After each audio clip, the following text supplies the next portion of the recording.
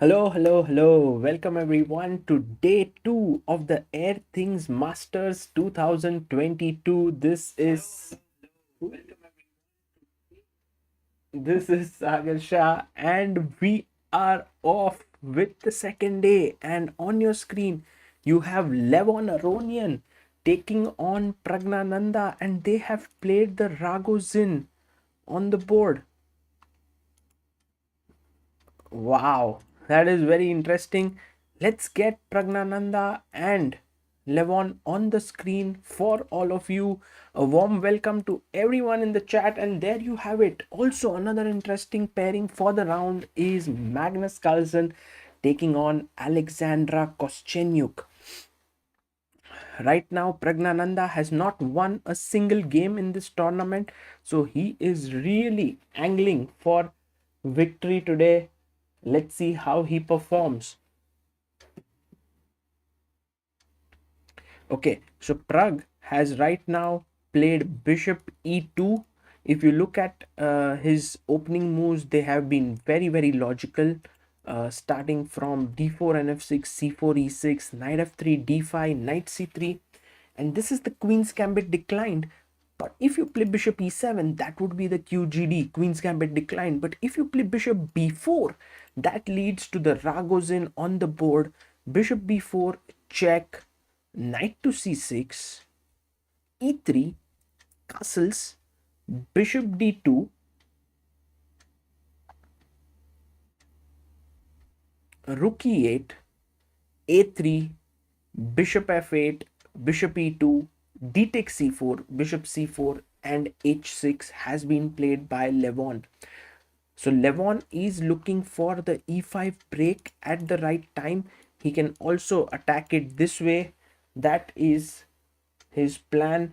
And also to all the people who have been who are saying that they would love to have the standings on their screen, let me just bring it up for you so that you know what are the standings after 5 rounds of the Champions Chess Tour Airthings Masters. Ding Liren is actually leading the field, and these are the players who are playing.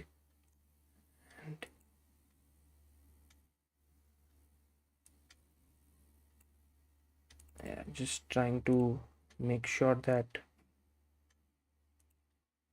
So there you have it, and these are the standings of the tournament, and you have Ding Liren on the top with some amazing play yesterday. He had 3 wins and 1 draw, so he's on 10 points. Nepomniachtchi had 3 wins and 1 loss, so he's on 9. By the way, every win is 3 points, every draw is 1 point, and that's how the scoring system works right now. Pragnanda currently on 1 point only, 1 draw, 3 losses. We have Anish Giri with 1 win and 2 losses, two draws, 1 loss, and Magnus Carlsen on 1 win, 1 draw, and 2 losses. That's how things are standing. By the way, the nature of the position has changed drastically. As we said, after h6, he was looking for e5. So rook d1 was played, putting the rook opposite the queen. e5 break in the center. d5 played by Pragnananda. Knight to b8 by Levon. e4. So you see that white has actually built up a very powerful center. Black says, look, my bishop is open, my knight is well placed, I'm going to put my bishop on g4, and my knight is coming to d7. In that way, all my pieces will be well positioned. Bishop e2, knight d7, h3, and now Levon goes bishop to h5.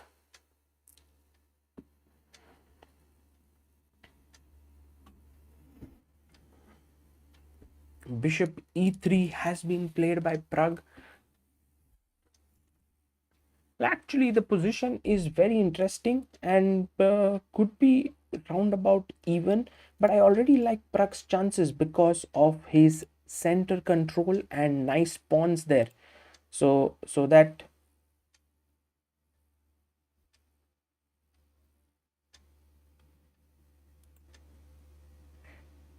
bishop to c5 was played, and yeah, maybe take, knight takes, and queen c2 is how the things will continue.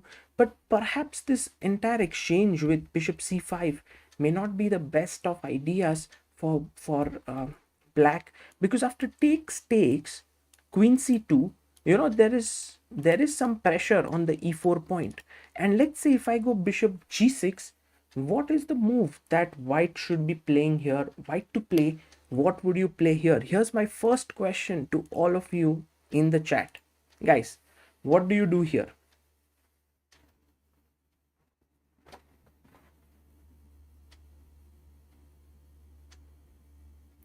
Mamba says bishop d3.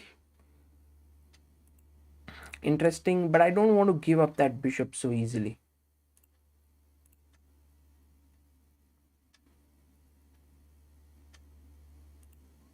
Yes, knight d2 is the correct move, and knight d2 has been mentioned by Arun Bhai, Shaibi Binoj, Abhi, Abhigyan, No Name, Arnav Gupta, Vitthal Sarda, Manan Nath, Mamba, and Bharti Dharpawar.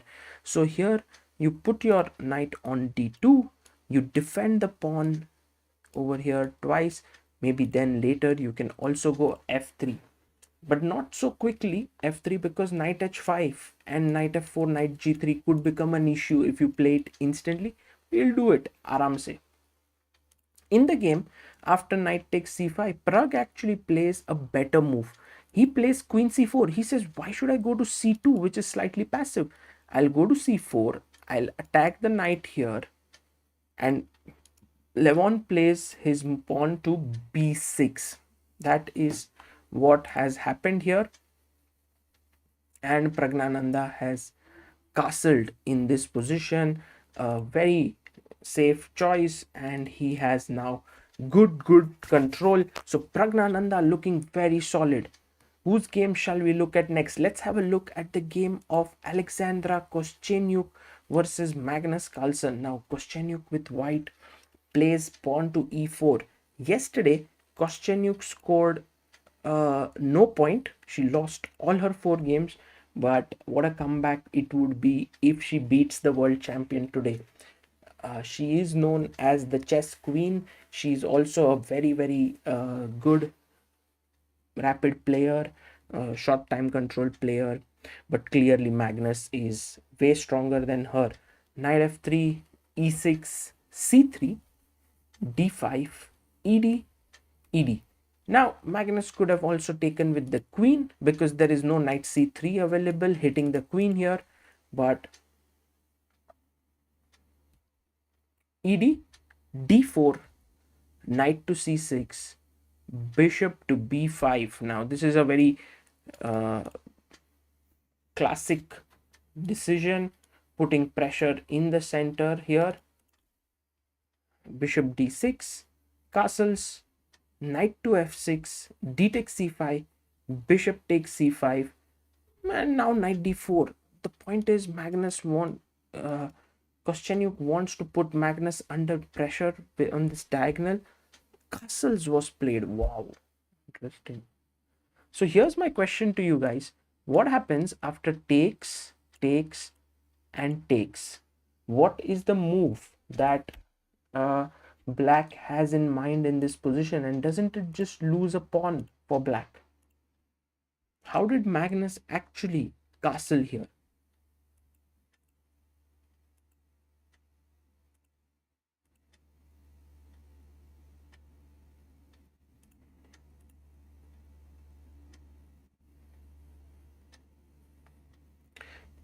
Well, rook b8.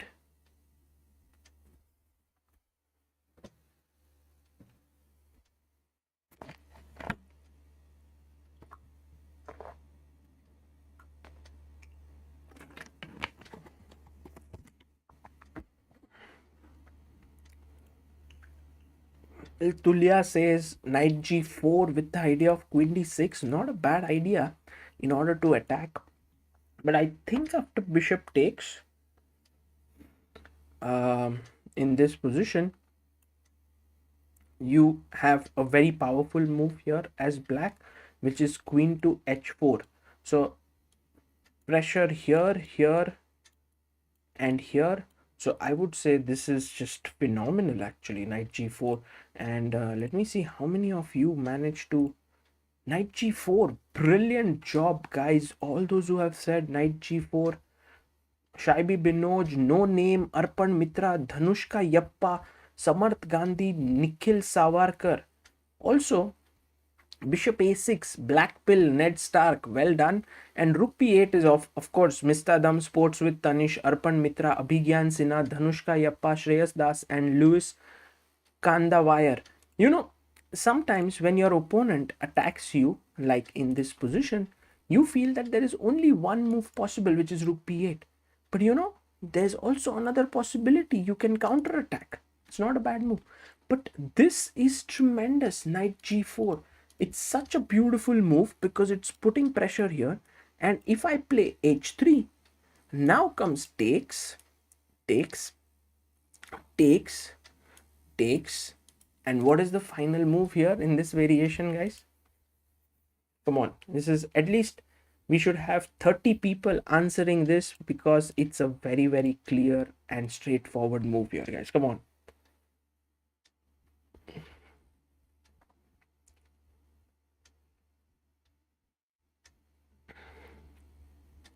So let me see how many of you have actually answered this. And in fact, there are two right moves, I think, here. Both of them very, very strong. Yes, queen f6 and queen b6, both of them win because both of them give a check from here and both of them pick up the bishop. So that is how the right move is. And congratulations to Shaibi, Mista, Manas, Niket, Arnav, Lezim, Kaivalya, Aryan, Smith, Shreyas, Priyabrata, Manan, Sports with Tanish, Arun Bhai, Vaishnav, Gigi, Dhanushka, Nikhil, Satvik, and Electric Pants. So that's the reason why Koscienyuk did not get tempted in taking that pawn. In fact, she continued with development here with bishop e3, and now Magnus went queen d6. But in fact, Magnus could have also gone knight g4 here. The point is clear. If knight takes c6, and now what is the winning move for black to play? Chess is actually very, very tricky, and sometimes even Magnus, who is not alert for all these tactical possibilities in the opening, can really get into trouble. So what's the move? It is slightly weird, and I don't think it's very easy, this one, to get the right answer. And I see that all of you want to play queen h4 or knight e3, which are possible moves, but the best move here is queen c7. Yes, queen c7 is the correct move. Arpan Mitra and No Name just attacking queen c7, threatening a mate here. In case you play g3, I can now take on e3, followed by, you know, pressure here. This is under pressure. I'll take b takes c6 next. So queen c7, and not queen h4 here, guys, because if you play queen h4, I can give a check, force your bishop to take, because if you take with the queen, there is no more threat. So bishop takes, and now bishop f4, defending it over here. So that is one of the reasons. While in queen c7, if you give a check, I can now take. There's still no way to prevent this, because now bishop f4 is not possible and knight e3 is coming up. So that's the reason why this works out very, very well. Okay, So Magnus did not play this move knight g4 here. He went queen d6, h3 by Koscienyuk. She's like, I'll not allow you to play that. Bishop b6, knight to d2, knight takes, pawn takes. Because if you take with the bishop, then after bishop takes, pawn takes, and queen b4 attacks the bishop and the pawn. So play the pawn takes, bishop f5, knight to f3, rook c8, bishop d3, knight to e4. Magnus has a very comfortable position here already out of the opening. He is very solid in the center with his pawns, bishop, and maybe get his rook to e8. But it's around equal. It's not worse for Koscienyuk, but these are the kinds of positions where you could get outplayed by Carlsen. Queen to b3, and I guess Carlsen will now activate his rook here to put pressure down the e file.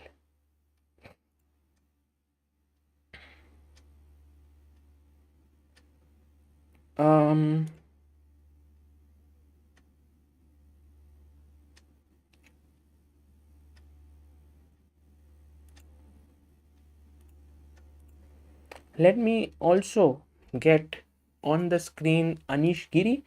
Anish Giri is playing today against, I think we haven't checked his game yet. He also had a decent day yesterday. He's playing against Vincent Keymer. And look at this. Anish Giri is in massive trouble here. Let's get Vincent on the screen. We weren't able to have him on the screen yesterday. Today we got him. There he is, Vincent Keymer on the top right, guys. And what a position we have on the board. King is dragged out to f7. Anish is right now a piece up. In fact, 1, 2, 3. He's a rook up. Anish is a rook up. But he is in massive trouble here, guys. Because what happened was the position was like this. Vincent took on e4, knight e4, knight e4, pawn takes, bishop c4, and now when Anish played c6, Vincent stunned him with a very nice move here. Guys, can you find it? White to play. What do you play here? And I think Anish was not alert here, and he missed this tactical opportunity which Vincent, yes,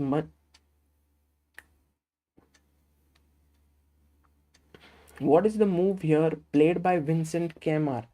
Yes, exactly. That is the correct move, guys. Look at how all of you have found the right answer. Rook takes f7. Yes. Venkatesh Deshpande, Tulya Melapola, Mamba, Manannath, Easy Kitchen, Sports with Tanish, Chess Fan, Chess is Fun, Mistadam, and Ankit Gulati. Look at this move, guys. Rook takes f7. Boom. If you take with the bishop, I take with my bishop, winning your rook here, putting you under pressure. So he took with the king, and now Vincent is thinking here as to what needs to be done. But guys, this is over, because what he will do is he'll get his rook here. Now if you go back, I'll take on e6 and you will lose your queen. And now Anish, he played, by the way, he played rook f1. Anish plays knight f5. Man, this is losing in so many different ways. We can take knight f5. That looks good. But then knight f5, he might just jump back king g8, because then the e6 bishop is protected. So let's keep the tempo flowing. Let's chop it off with the rook. Only move, king g8 and king e7. I think king e7 is just losing, because after take, what's the move here, guys? Come on, white to play. It's simple. Actually, many moves, but this one is pretty easy. What do you do here?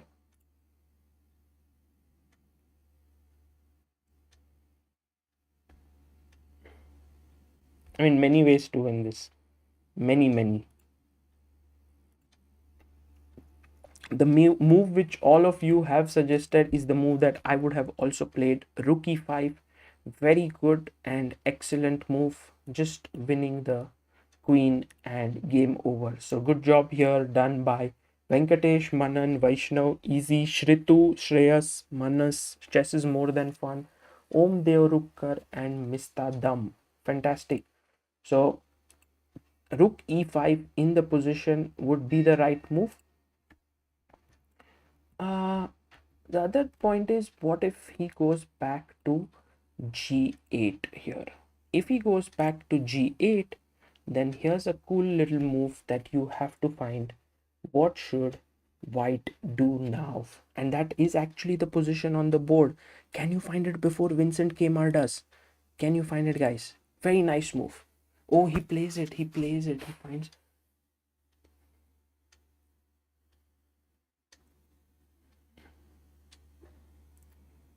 Yes, knight g6 is the correct move. He has already played it, and there he goes in for the kill with queen f7.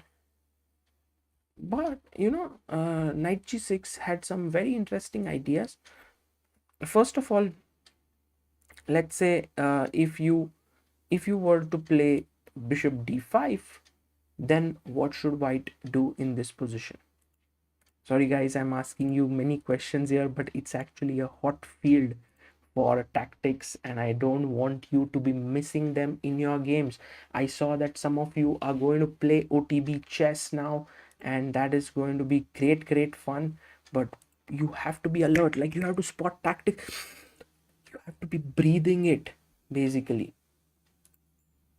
Yes, that is the correct move. Rook takes f8. Brilliant job by Bhanu, Arnav, Easy, Mista, Shreyas, Tulya, Ankit, Om, Mamba, and Manan. So you take on f8 here. Rook takes f8. If you play king h7, then I can take rook e8, queen e8, and knight f4 back when I have two pieces for a rook. And if you take here, I have knight e7 check, winning your queen. So in that way, he goes king g8, knight g6. He takes on c4 in the game. Queen takes c4.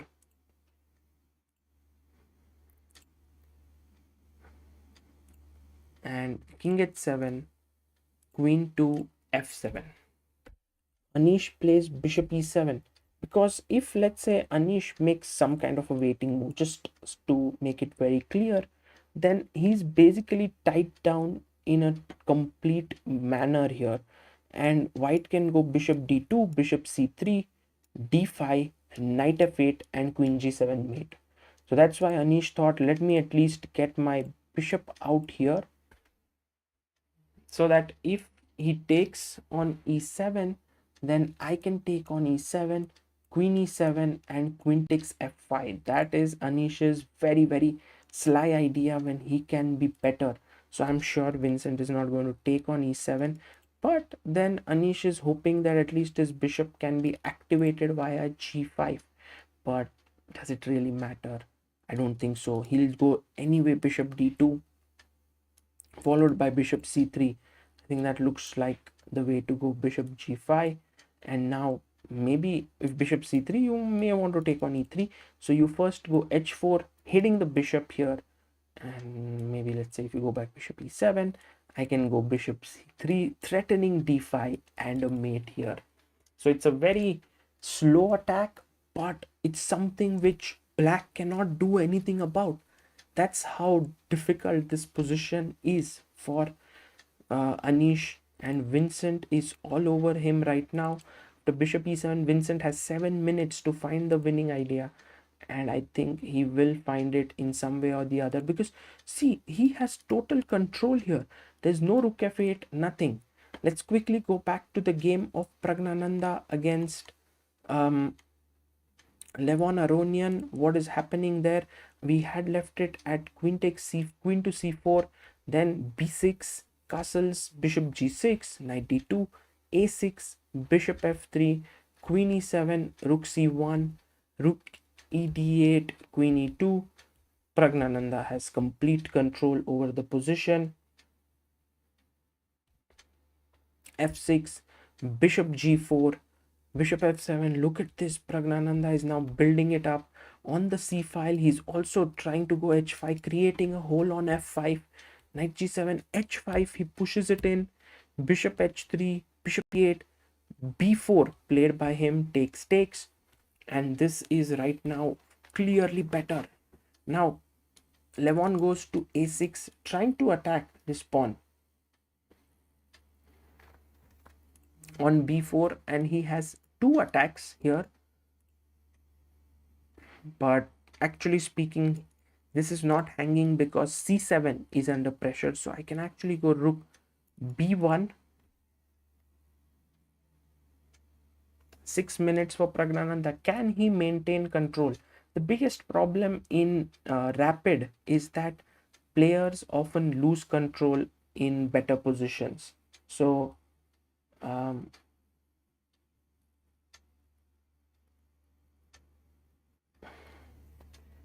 Venkatesh says, can we go rook fc1? It's possible, Venkatesh, but you have to be careful. After take, and then queen takes b4, what to do? Kunal Kumar says, I see wooden chess set on CB Insta. Is it at CB? Right now, we are not selling wooden chess sets, but I am hearing you guys. You have been talking about wooden chess sets, and I've already started my research on it and how we can provide the best quality wooden chess set to all of you. So,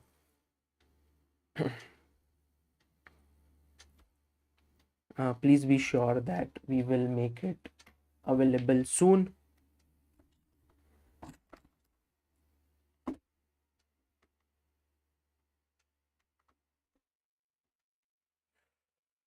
Okay, guys, just a second. Let me.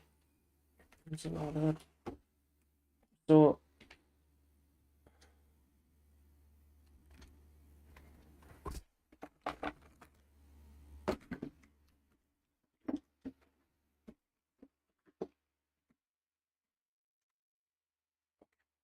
done.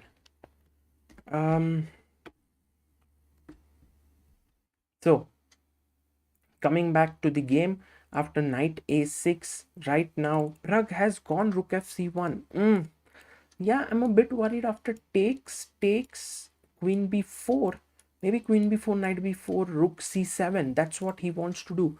And yes, the position is better for white, no doubt about it. कोई doubt मत रखना. लेकिन after this, maybe knight d3, it's not so clear. Like rook b1, putting pressure here. The rook is active here. Maybe this Levon has some chances. I think Pragg could have gone rook to b1 defending this, but still Pragg is better, and we will hope that he's able to outplay Levon. Let's go quickly to the game of Magnus, and as we had seen, Magnus is looking really strong. We had left at queen b3. He went rook c e8. He did not go rook f e8.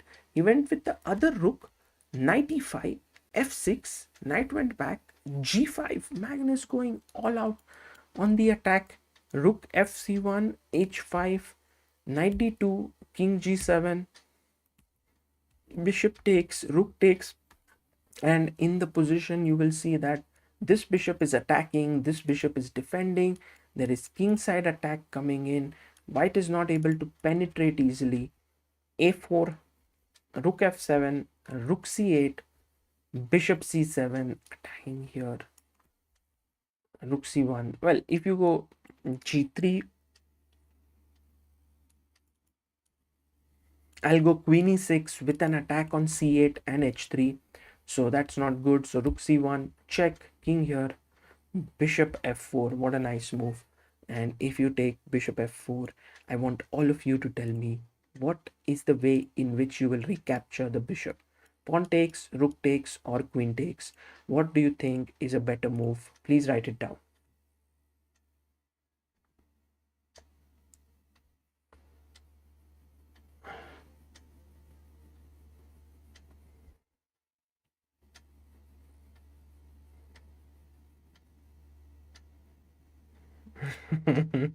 I couldn't trick you. Huh? I could not trick any of you. Smart chat, guys. Fantastic. Queen h1. Well done. Queen h1 is the move. Okay, Samarth, Shaibi, Rudraksh, Bhavesh, Manas, Sparsh, Giridhar, Atul Kumar, and Faisal. That is the right move. So Queen h1 check, and that is game over. You don't need it because the rook controls this file. Okay, so I think Magnus is going to win this game very soon.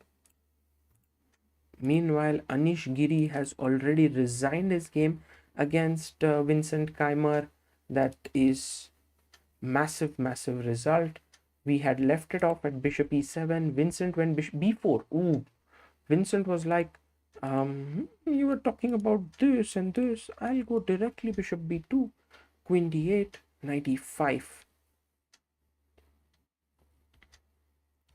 Rook f8, check, king here, knight f7, attacking the queen, queen e8.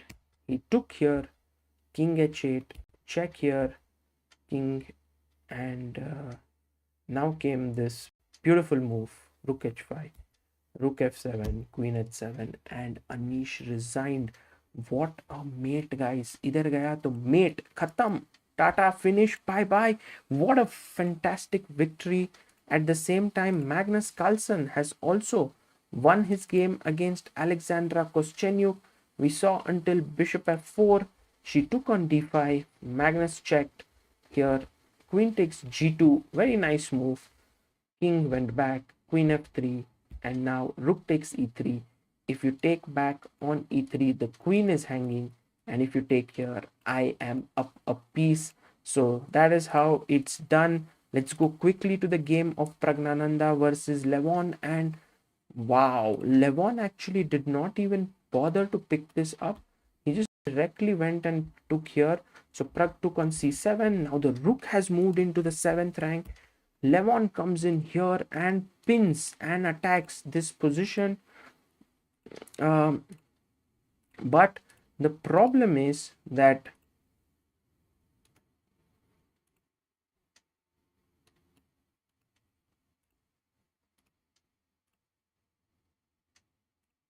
now Pragnanda played a very nice move. He played queen f3, unpinning the knight. Now, if you were to take the knight, he is simply going to take on f6, threatening a checkmate like this, and that is big trouble. So, right now, Levon is thinking what to do. He is in big trouble, and Pragnananda can sense that the first win is incoming here.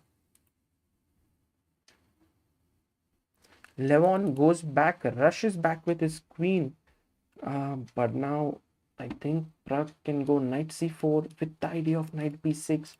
He's already having great pieces on the board. Yeah, it's not like a finish is directly out there.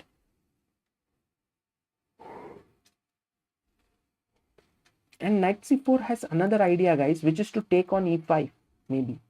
fe5, not sure. How about check here? Check knight e6. Check knight e6, d, rook takes d2, and now a very strong winning move. White to play, guys. What is a strong winning move?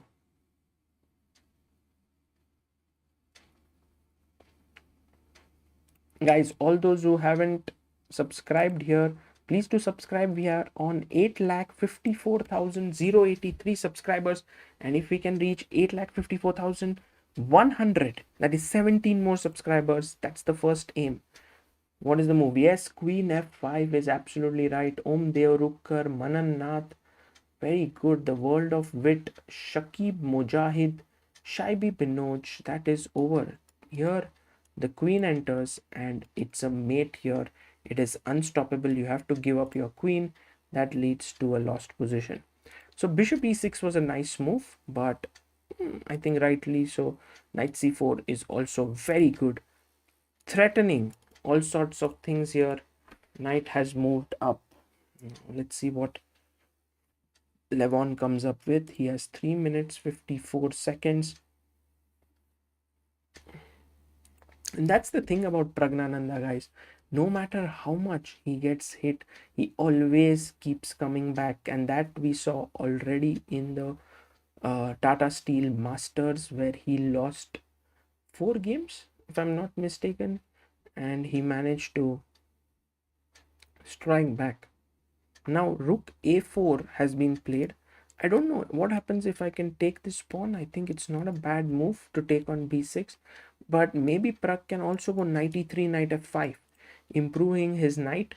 He can also go bishop e6, knight e6, d e6 with the idea of queen f5, as we just saw right now.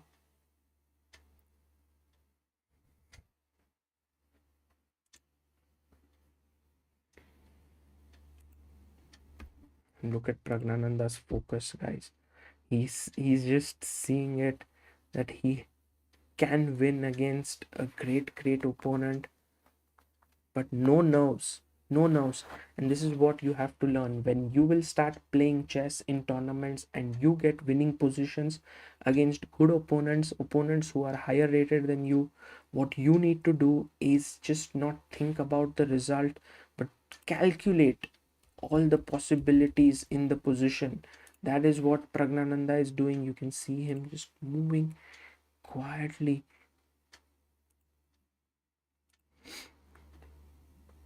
I mean, if you can see this bishop e6 idea, that would be epic. But somehow in your mind you don't want to play bishop e6 because you think he'll take it. But after take, there is e7 and there is also queen f5. So I think this check is very strong. And if the king moves away, yeah, knight e3 played by Pragg, which is I think the most human move there. Bishop g6, Levon is like, I'm controlling f5 square. What do you want to do, Pragg, now?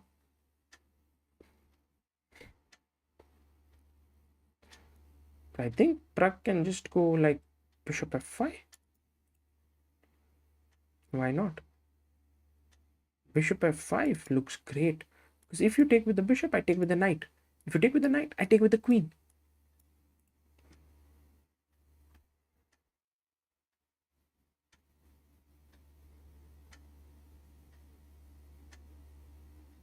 No, guys, the live board bar is not the most accurate, so I'll take it out so that you don't get confused about the evaluation. It's not very accurate.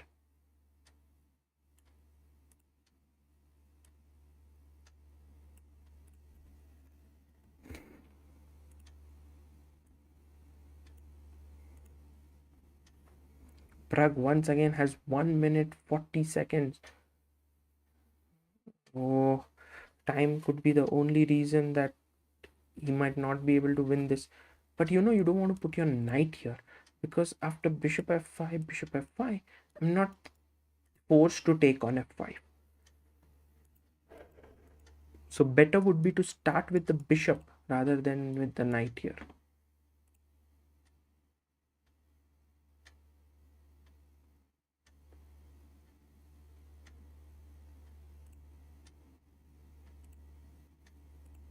And Pragg has played his move. He has played here bishop f5. Very good move by Pragg. He took knight takes king h8. d6, pawn pushes ahead. If it's supported by the knight, if you take on f5, I play queen f5, threatening a mate here, so you can't take it.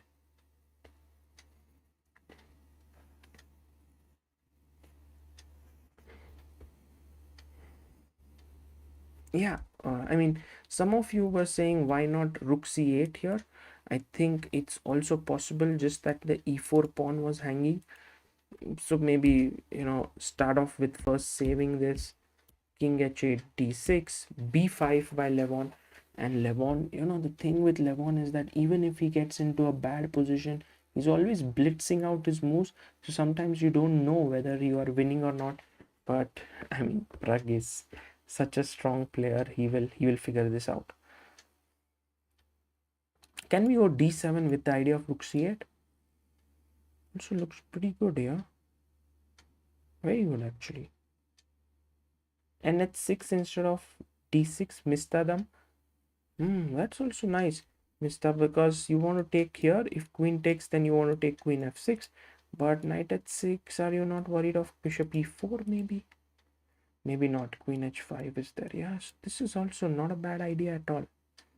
Good suggestion. And Pragg has done it now. He's taken on h6. Queen h6, there is queen f6. But what about rook d6? Pragnanda has just 50 seconds, and although his position is totally better, you can see that Levon so calm there.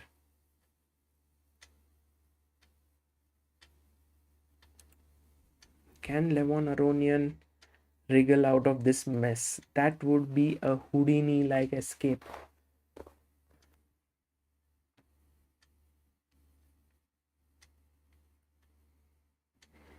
Let's say take knight f7, then bishop f7. Even something like this is just better for you, because after rook d8 there is queen f6. But Levon has to play it carefully. Now what does he do? I think taking on d6 seems like the only option. It's clearly he cannot take queen f6, king g8 and queen d8. That is not good for him.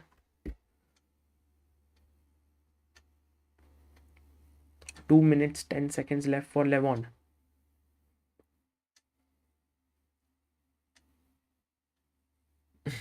Clock sound is coming.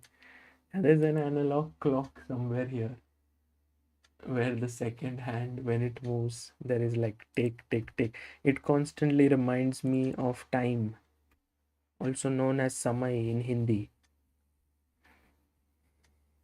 By the way, I met him today.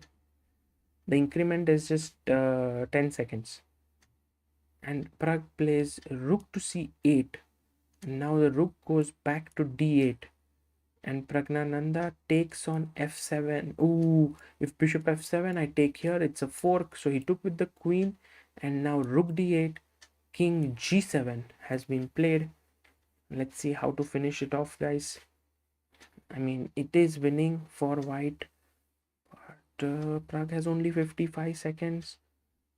He wants to get his rook in here. But after rook d1, rook a7, stopping rook d7, can come in. Yes, I met him today. We had some breakfast at Anna Idli, and it was really good. But for now, I'll tell you more about it when this game ends.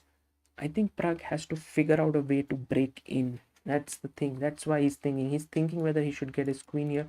He goes queen d1. He is threatening this. But what about rook e4? That's such a tricky defense, because if you go rook d7, I have rook e1 check and queen e1, then queen d7 when black is doing quite okay. But Levon goes rook to a7, stopping rook d7, and Pragg goes f3. Super solid, just limiting the bishop. Levon says, let me push my pawn as far as I can.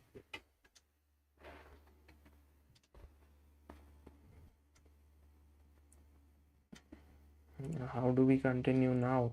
As white, he goes rook to b8, putting pressure on the b4 pawn. Maybe he wants to just get in with the other rook, or he thinks, let me go rook b1 and win this. Because not only is white exchange up, also this bishop is completely out of the game. So technically Levon Aronian is losing totally, and Pragg can choose like smooth way to win, which he's doing now with rook b8, rook b1, pick this pawn, or he can be really aggressive and try to figure out like, let's get in with the rook there. Because look at this variation, guys. Rook d7, or oh yeah, Anmol Dikshit, you are right. This is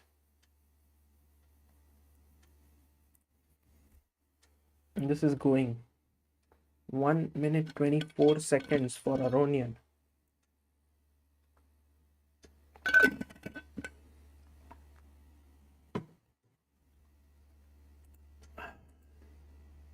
He plays rook b7. He says, if you take, I take, I'll still be able to control. And then, you know what he wants to do is he wants to take, put the bishop on f7 and put the pawn on b3. So the bishop controls it. But this is where Pragg is very accurate. He goes queen d8. He's threatening queen h8 mate. So queen takes, and now he has pressure here. What a move, queen b3. And what if I just enter your position on c7? Then he thinks he can get away with bishop f7 when the bishop is protected by the queen. Wow. You see, guys, Levon is fighting till the end. He's put Pragnanda in under 10 seconds. And although Pragnanda is winning, the main thing is that he will feel the time pressure. And once that time pressure comes in, there can be any sorts of like perpetual checks that can come in. Queen a7 has been played with a check, and Levon is thinking, can I play king h6? He's just literally looking at some traps in the position. That is his only idea. Insanely insane says Sagarbai, whose medals are those behind you? Mainly Amruta's brother, Prathamesh, but also some of them are Amruta's. Bishop f7, and Pragg gets in. Rook to c7 here. So the thing is, you can't move the queen away because I'll take it. But I think Levon can go back queen e6 with the idea of b3. And Pragg has only 17 seconds to win this. Levon also going down under a minute now. Queen e6 has been played. Because then his b pawn becomes kind of, you can't take it. Oh, he goes rook b7. And what about b4? b3? Yeah, he pushes it.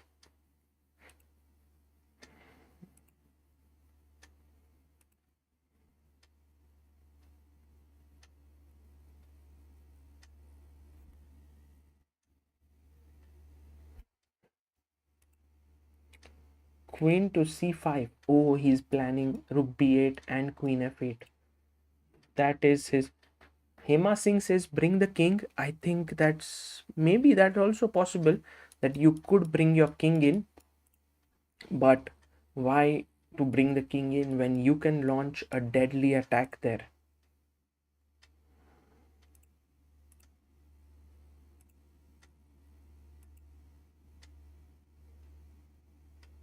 This seems very strong.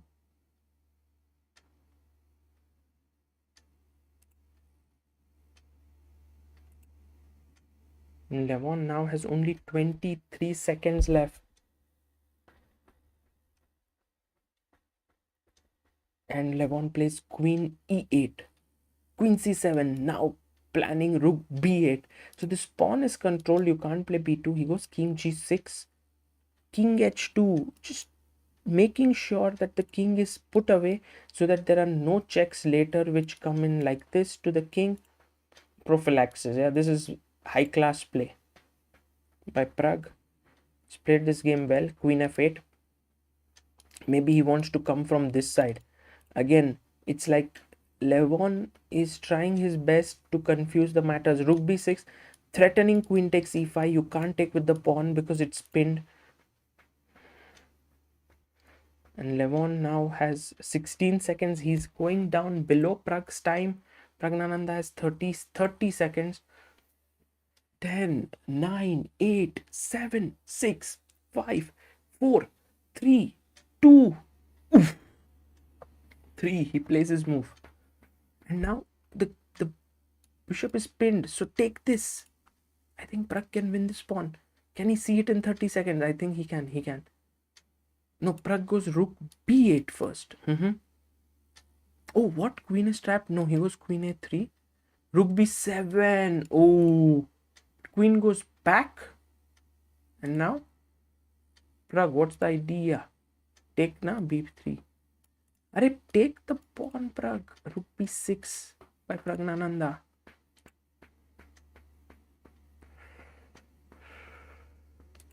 Pragg is enjoying himself actually.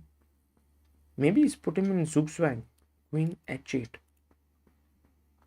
Still hoping for some activity. 27 seconds.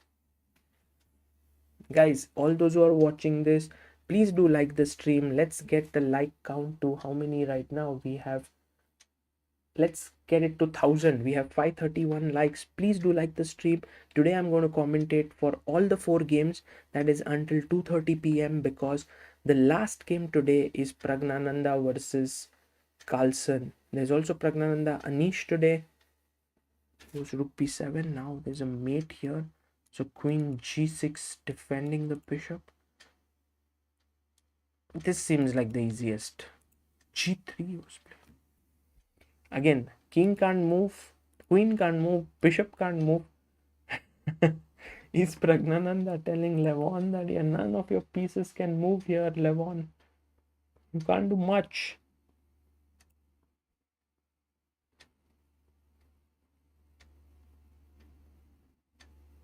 Did I say 2:30 p.m. guys? Sorry.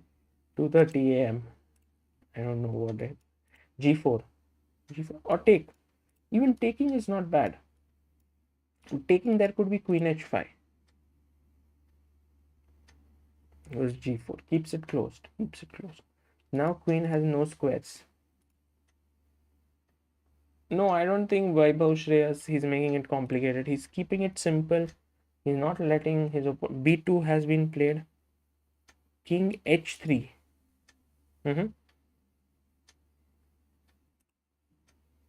He's not letting him move at all. Because if king g8, there is rook b8 and queen f8.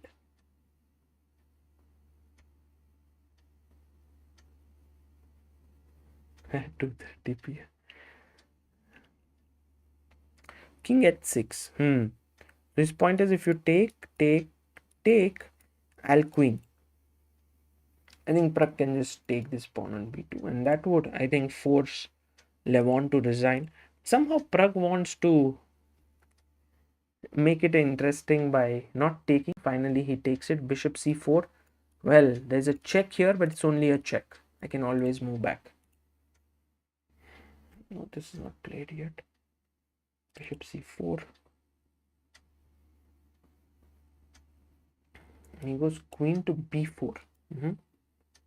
Bishop f1. Check. Oh man. Why did Pragg... What? He takes this pawn? Wow. Check. King here. Check. Comes back.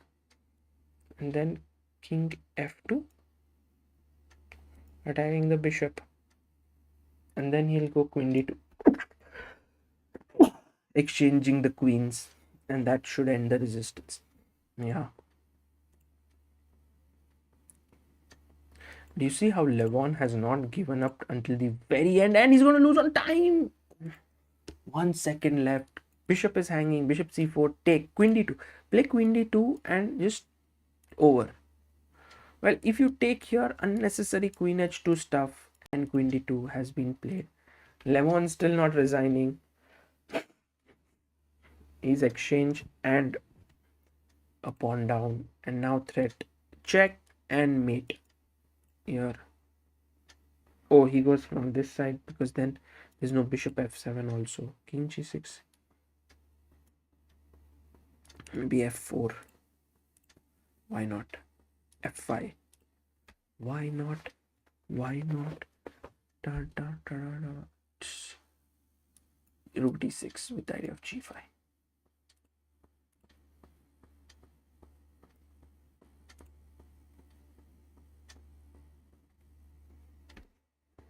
Pragg is like playing with his hair and he's like, अरे यार अभी तो resign कर ले Levon भाई.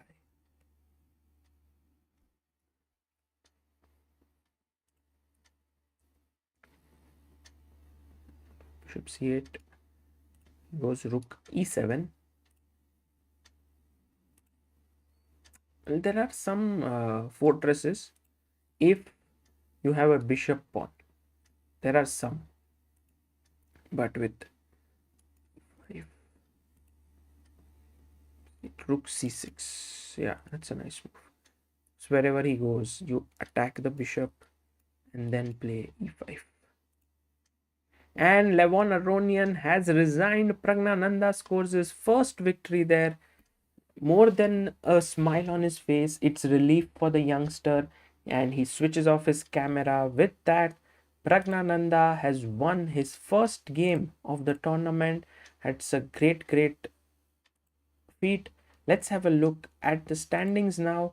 We have Jan Nepomniachtchi at the top after 5 games with 12 points. He won his game here right now, and he manages to move to 12. Nepo actually right now managed to beat Nodirbek Abdusattorov, who had beaten him at World Rapid Finals, the tie break. Liren drew his game, so he is on 11 points. Vincent Keymer, after beating Anish Giri, has moved to third position. That's great achievement for Vincent. And Eric Hansen is on 8 points. Artemiev, then there is Niemann, Esipenko, Aronian, Liem Quang, Liem. Magnus Carlsen has won his game and has moved up. Actually, Magnus was playing Koscienyuk, and that's the game we saw. But Anish losing to Vincent was maybe the upset of the round. Pragnanda slowly moving up the ladder on 13 points, guys. Today there is going to be Anish versus Pragnananda at 12:30 p.m. Sorry, a.m. What am I doing? A.m., not p.m. And there is also Magnus versus Pragnananda at 1:30 a.m. So gone are the days when you could sleep nicely.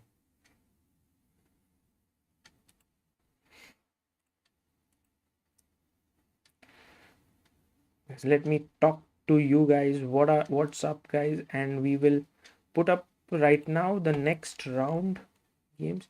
I mean, there were some tactics. I don't know which game was very exciting. Esipenko losing to Artemiev, and oh, by the way, the finish here was pretty. Queen takes g7. Boom. Wow. That is Nepo versus Nodirbek.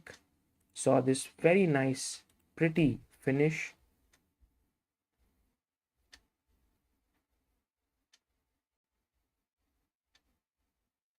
Boom. And after king g7, you have bishop h5. Take this. Let's see what's happening in the chat.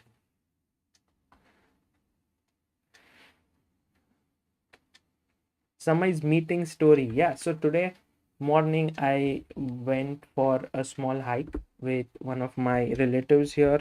In fact, we put a video of about her. Her name is Rachna. She is actually a graphic designer, and she designed this beautiful chess set some 22 years ago. I put a video on our channel.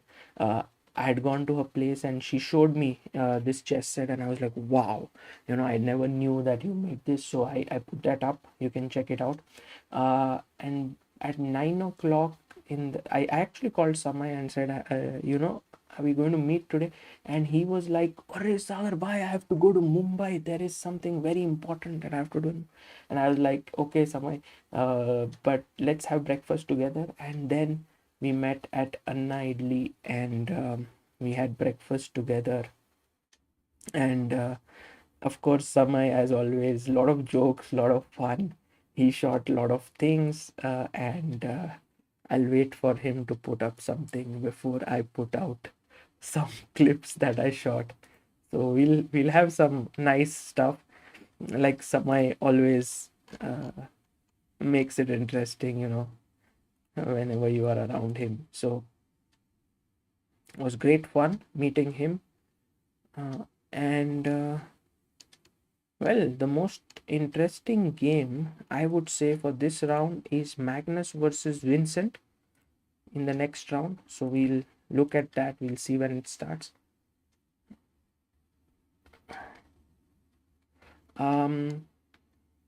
Saswat says, Sagar, when are you planning for CSL 2? Because in coming months there are many events like Grand Chess Tour.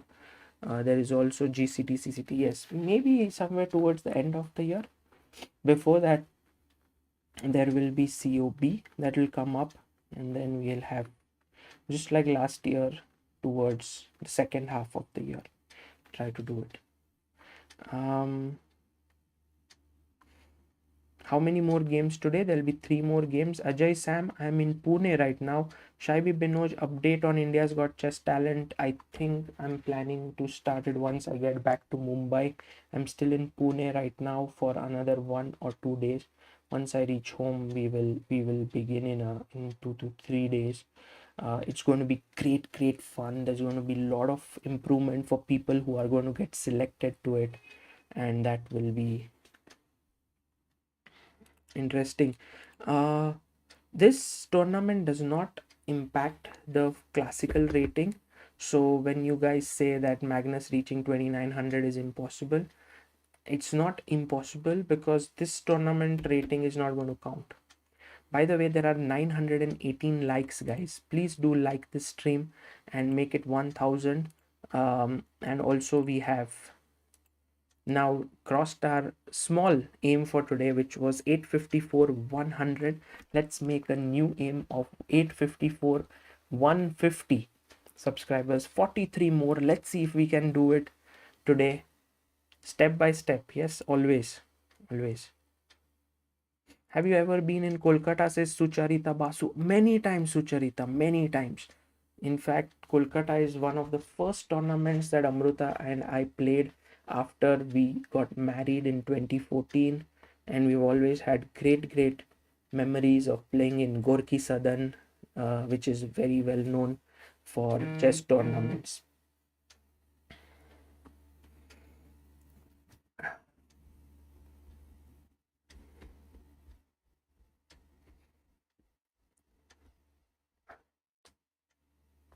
Shubham says, भाई मैं आपको 1.5 years से watching करा रहा हूँ. अरे thank you so much Shubham, it's very nice. I hope you have improved as a player.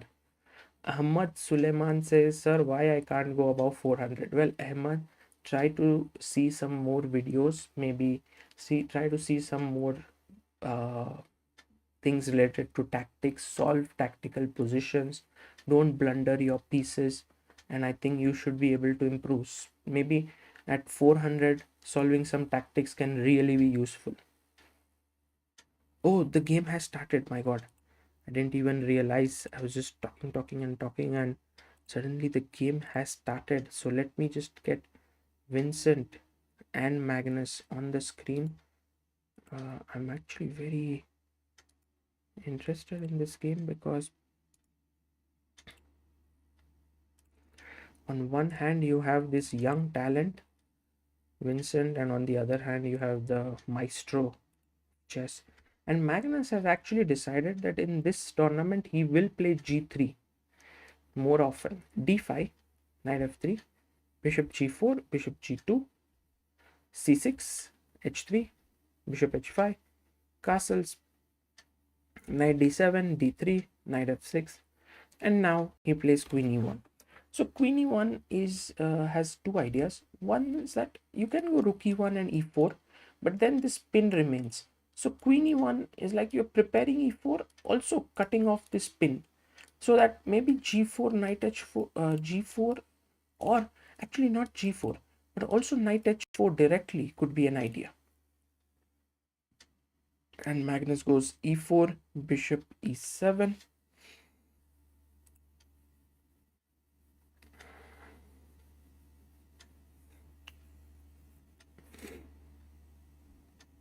Can we push it? Where will the knight go actually if I play e5? What a move is bishop e7. I think he has to go back to g8. That is not going to be pretty. Yeah, Magnus pushes. Magnus is like, Vincent bhai, what's up? Knight g8. ये सब बच्चे लोग क्या खेलते हैं chess, समझ में नहीं आ रहा है यार अपने को। ऐसा नाइट को डेवलप करते फिर वापस भी जाते हैं, क्या चल क्या रहा है? You know what Magnus will play now, guys? I'll tell you. Magnus will think that, look, I don't know where to develop these pieces. I don't know if I want to push d4. But if I can gain space on the queen side, it would be good. And my guess is that Magnus will play a4, a5. This is what this is what I think. Because it's a non-committal decision. You know, you're not committing. It's like you're asking that, shall we meet today? It's not like, do you want to get married, or do you want to, you know, do you want to get engaged? Knight d2. This is very big decision actually, d4, because then the bishop is active on this diagonal as well. But a4 is like just very cool. And by the way, Pragnanda takes on Shakhriyar Mamedyarov. We're going to look at that game as well. You can see Magnus here thinking really hard, because he doesn't know if the knight belongs here or here. He also doesn't know if he wants to put his bishop on f4. g4, maybe not, because bishop g6 and h5. I like this. But okay, d4, c5, c3, not bad.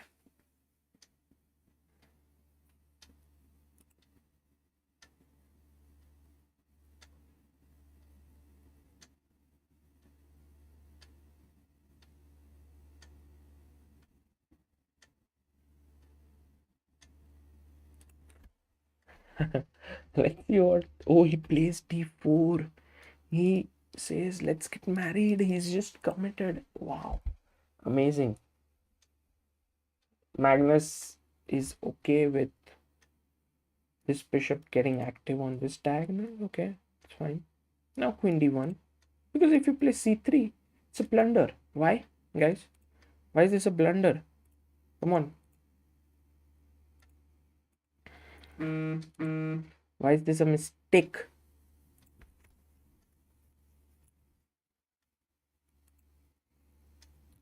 Of course, I think many of you should get this. Bishop d3 is absolutely correct.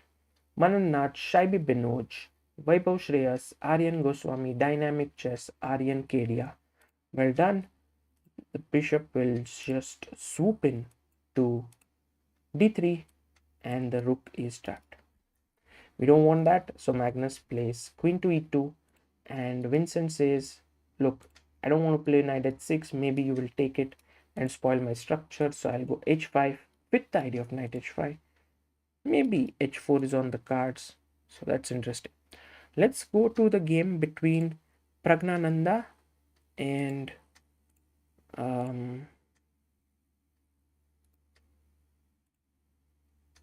Pragnanda takes on Shakhriyar Mamedyarov. And you know, one victory, guys, is good enough sometimes to completely change your tournament. Look at Mamedyarov's camera, yeah, so good, so good. He looks as if he's just sitting right next to me. Hi Shakhriyar.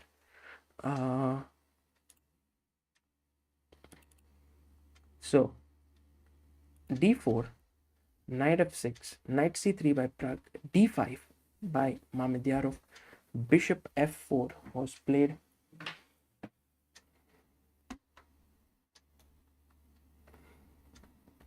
c5, and now e3 is possible, but he went e4, knight e4,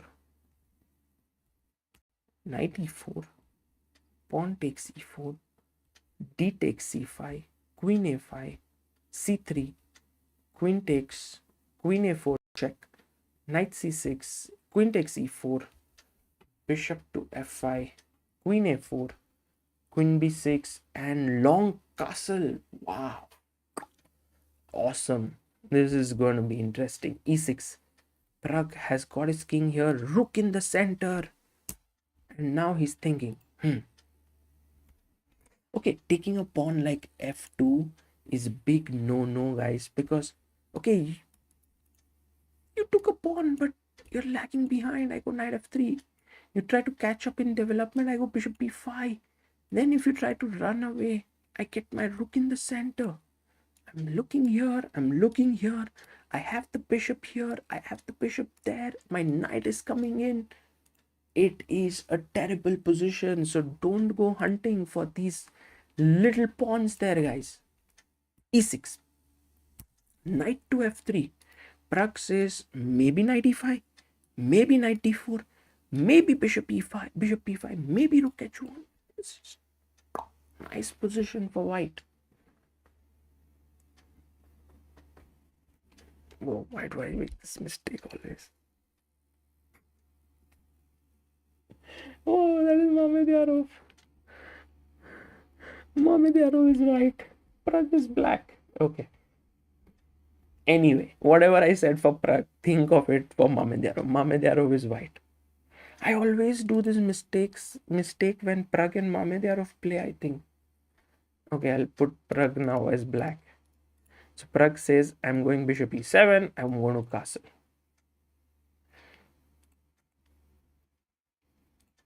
ठीक है guys, थोड़ा बहुत हो जाता है गलती.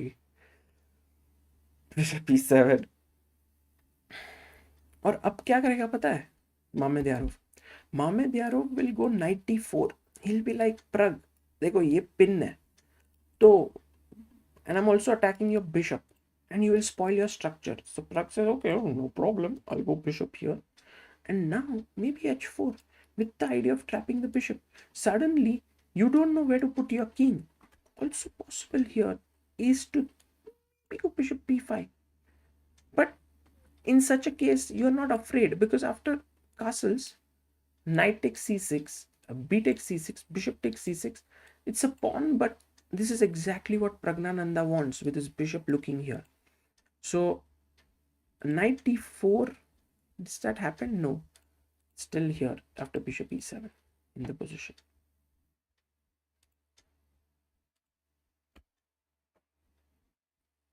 And Mamedyarov taking his time. Let's also look at the game bit. Oh, by the way, look at this. What Magnus did here. Magnus after h5 said, Vincent, like, you're behind in development. Yeah. You're not even castled. So what should I do? I should open the position. So he goes c4. Vincent says, no problem, I'm taking here, buddy. Queen takes, and then I can play my knight here from b6 to d5. Okay, knight b6, queen e2, knight h6. Now the knight will come to f5, put pressure here. So Magnus is like, let's kill that guy before he can really spoil my life. Rook h6, knight to c3, king f8, and Vincent wants to put his king on g8, rook f to d1. Interesting position. Black has lost his right to castle. White has safer king perhaps. Black has the bishop pair, but also it's like this typical Caro-Kann thing where you get this very strong d5 hold. But it's one of those squares where you have the hold, but you don't want to put your piece. Just say, for example, you put knight on d5. Now what I do is I just take, suppose. Now your question is, kya kare? If I take here, he will have e6 ideas in the air. I don't want that.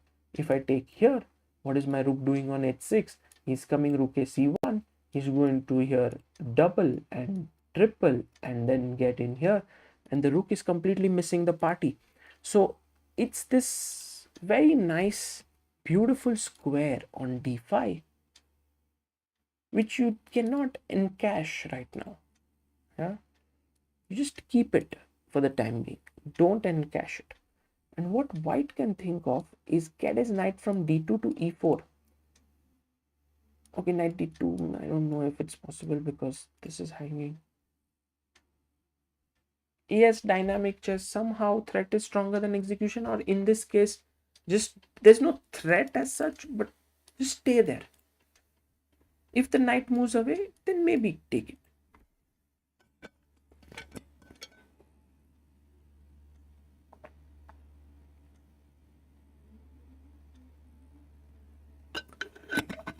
Abhay says f6. Abhay, f6 is a massive suicide in the position, because firstly your king is here, and secondly when I take, your e6 pawn is weakened. Clearly f6 is bad.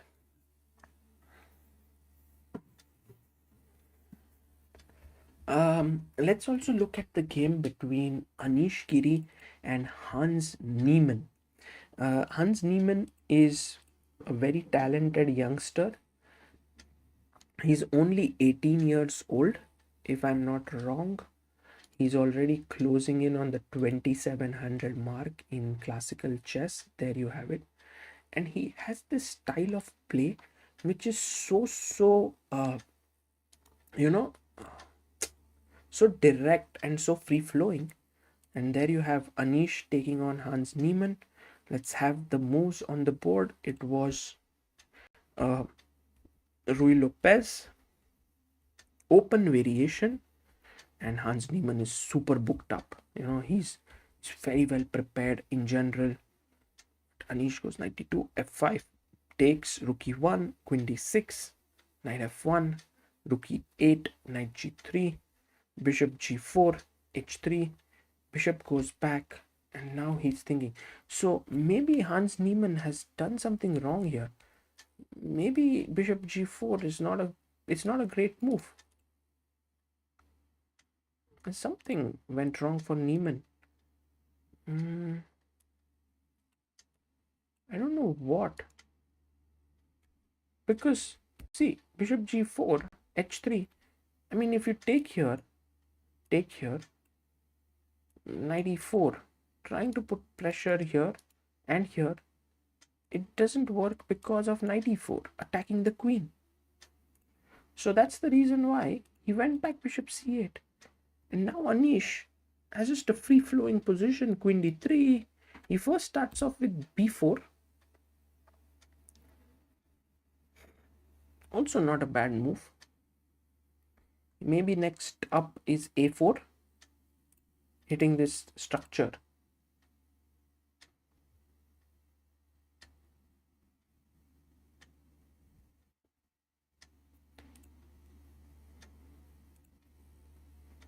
Queen d3, putting pressure here. Also bishop e3 to c5 could be an idea.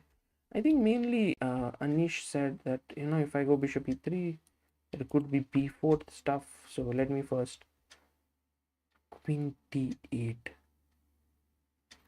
And now just queen d3 and bishop g5. Guys, this position is so bad for black, and Hans Niemann has just not been able to manage himself. By the way, in Pragnanda's game against Mamedyarov, we were talking about knight d4, but Mamedyarov goes g4 and Pragg drops his bishop back. The question to you is, what happens to bishop takes g4? It's a free pawn, right? Let me see how many of you are still awake after 12. No, it's not 12 yet. It's 23:49. Others GR says, bhai, please take care of that clock ticking sound. Is it too much? Is it too much? Let me think.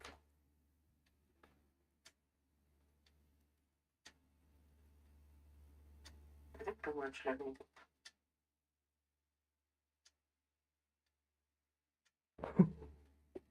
It's literally coming there, yeah, the sound. Click, click. Oh.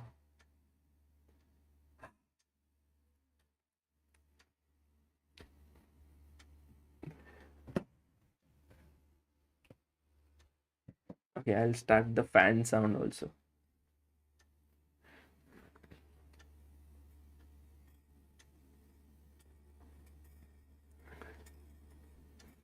Yes, bishop e3. Absolutely right.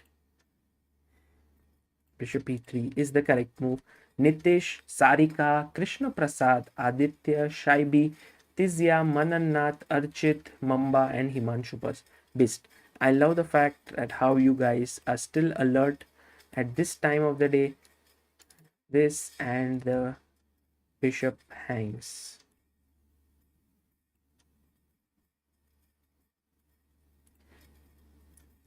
Okay, bishop g6, and now he plays h4.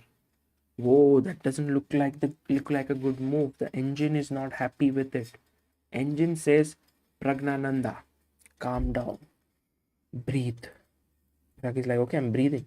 What do you want to say? Like, just look. He wants to trap your bishop. Your natural instinct will be h5. But curb your natural instinct, because if you go h5, he will jump to e5 and capture your bishop. Pragg is like, okay, fine. But what should I play? Go and take this pawn. Like, if I take this pawn, don't you think h5 is just going to trap my bishop? No, Pragg, because the knight is hanging. Like, oh, interesting, interesting. What is then Shakhriyar Mamedyarov's idea here, guys? What does he want to do? Oh, maybe Shakhriyar wants to play rook h2. Then isn't this hanging? Yes, but isn't bishop g2? Now the threat is to take here, here, here, check and pick up the rook. Okay, I'll take here. He'll take here with a check. And then I'll play king f8. Black is surviving. Black is surviving. Like here, Bhago, Bhago, Bhago, Bhago. So that is the situation here. Let's see if Pragnanda is going to go and take this pawn. I think it's an important one.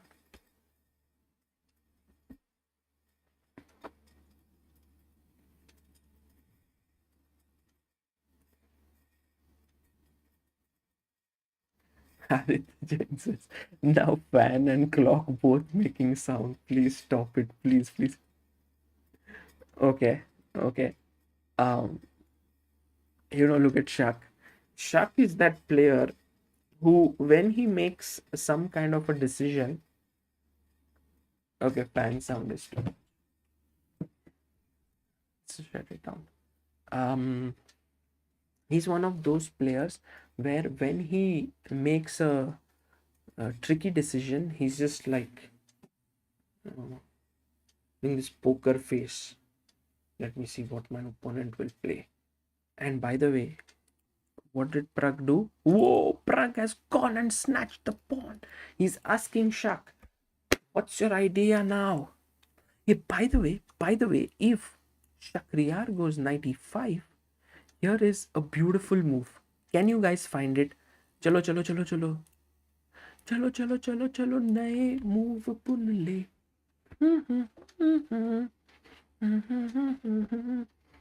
Black to move, black to move. Beautiful move. So many trophies behind you, yeah, Akshat. That is all Amruta, Prathamesh. It's the Mokal family. They have won so much. Shaibi Binoj. Oh, let me see who's got it right. Prabodh, you can't take on f4. Queen is there, so you can't really win it for now. Yes, this is defended, but the move is very pretty here, and that is bishop to c2. And look at how many of you have actually found it. Shaibi, Yash Pratap, Rishi, Tizya, Random, Seher, and Ishprit. What a move, right? Just look at this. I go in with my bishop. I then attack here. You have to take it back. And then comes check. And I take your knight. So I win a piece. So it's actually a distraction. You can say it's called deflection.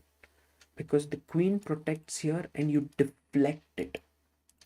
I often give this example like you are living in the house and you really love chocolates, and the chocolates are in the fridge, and your mother is actually around the fridge and she is in the kitchen. So what you do is you go and you ring the bell, you deflect her, she goes to open the door, and then you quickly go to the kitchen and then get the chocolate. Deflection, that's the mother, that's the chocolate, that's the bell here on c2. Take it, and then I take this. Okay, by the way, guys, what we said has happened. Look at this. Pragg rook h2. He played queen takes f3 piece, but bishop g2. And now after this is hanging. And as we said, queen g4, bishop c6, and king f8.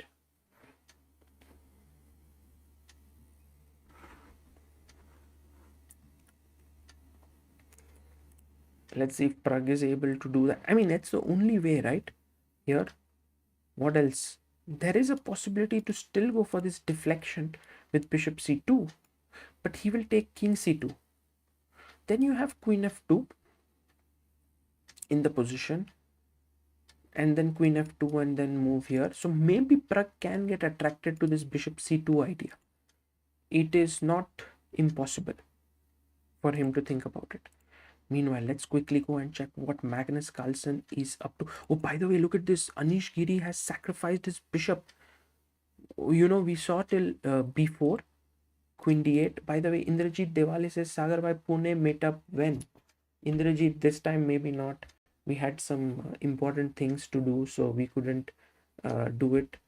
But maybe next time I'll try and see. I'll try to work it out with some. In fact, we wanted to do something today, but suddenly he also had to go to Mumbai for his work. So knight d4, pawn takes, bishop b4, and he's chopped it on h7. Okay, it's not a very big something, because after king h7, I think Anish will go queen b1 check with here and here, and then pick up. It's not a Greek gift, because Greek gift generally means that you want to checkmate the king, but here it's more about just recovering the piece. Meanwhile, look at Magnus Carlsen's game, guys. Magnus Carlsen has played it so beautifully. This is what I want you to learn from him. He first went and put his rook here. Vincent said, okay, I'm going bishop f5 because I want to go g5, g4. Magnus says, doesn't matter. Simple chess sometimes. g5. Magnus says, I know you want to go g4. What I'll do is I'll play my knight to h2. Now I'm preparing knight f1, knight e3.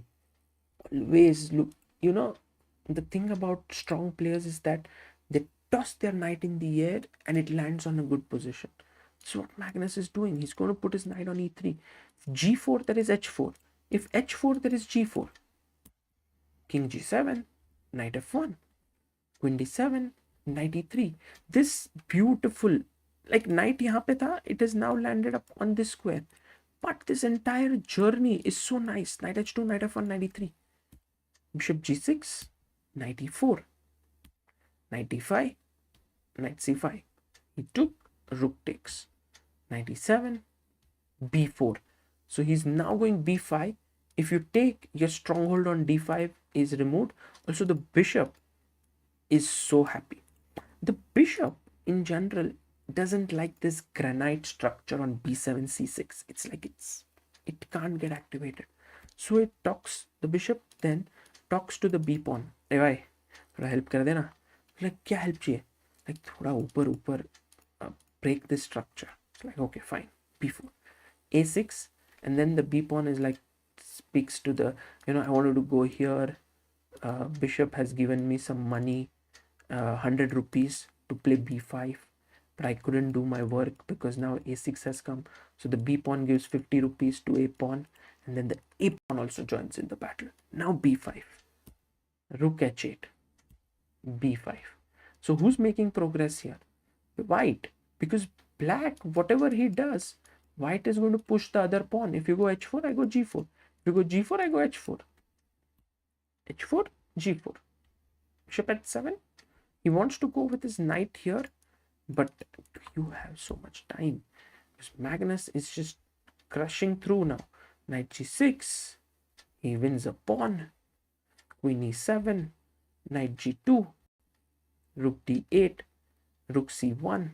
Very important. Queen c5 was definitely on the card somewhere, but here, and now Magnus has an extra pawn, and he's not worried about the knight coming here because now he's controlled that square, and now the bishop will drop back. He might threaten to take, he might be threatened to come to c7. Great game by Magnus Carlsen. Dizia Kumar says, today I won using a Greek gift sacrifice. Very nice. Oh, by the way, look at this. Pragg did go for this idea which we were talking about. He didn't play queen g4, bishop c6, king f8. This was one way to play. He played bishop c2. king c2, check, king here, bishop e4, castles. Oof, king c2. This looks bad for Pragg. I think castling was a little bit too soon. Maybe Pragnanda could have gone rook d8 with the idea of taking, and maybe king d8 and king c8.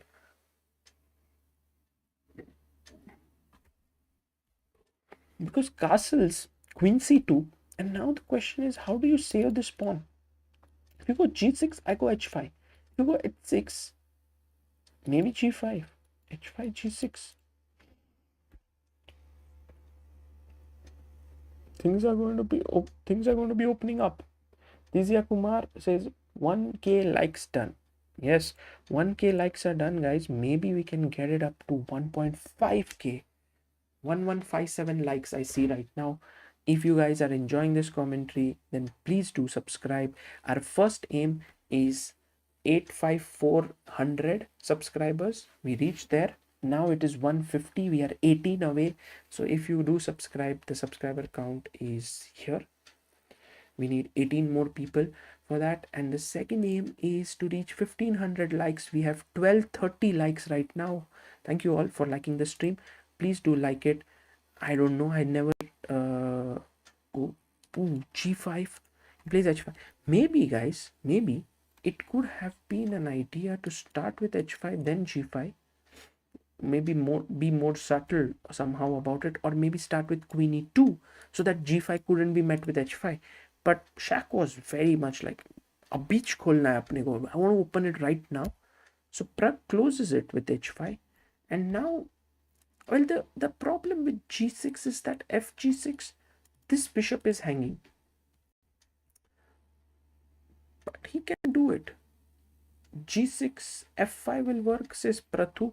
No, I think if you go f5 here, the problem is after bishop d3, this is weak. And the queen will come here and then take this and mate. So that's the reason why it may not be a good idea to do this. It's a g5, h5 has been played. Meanwhile, in the game of Vincent versus Magnus turning on the screws slowly and steadily, there's no doubt he's going to win this. He might even get in d5 very soon with the knight coming here.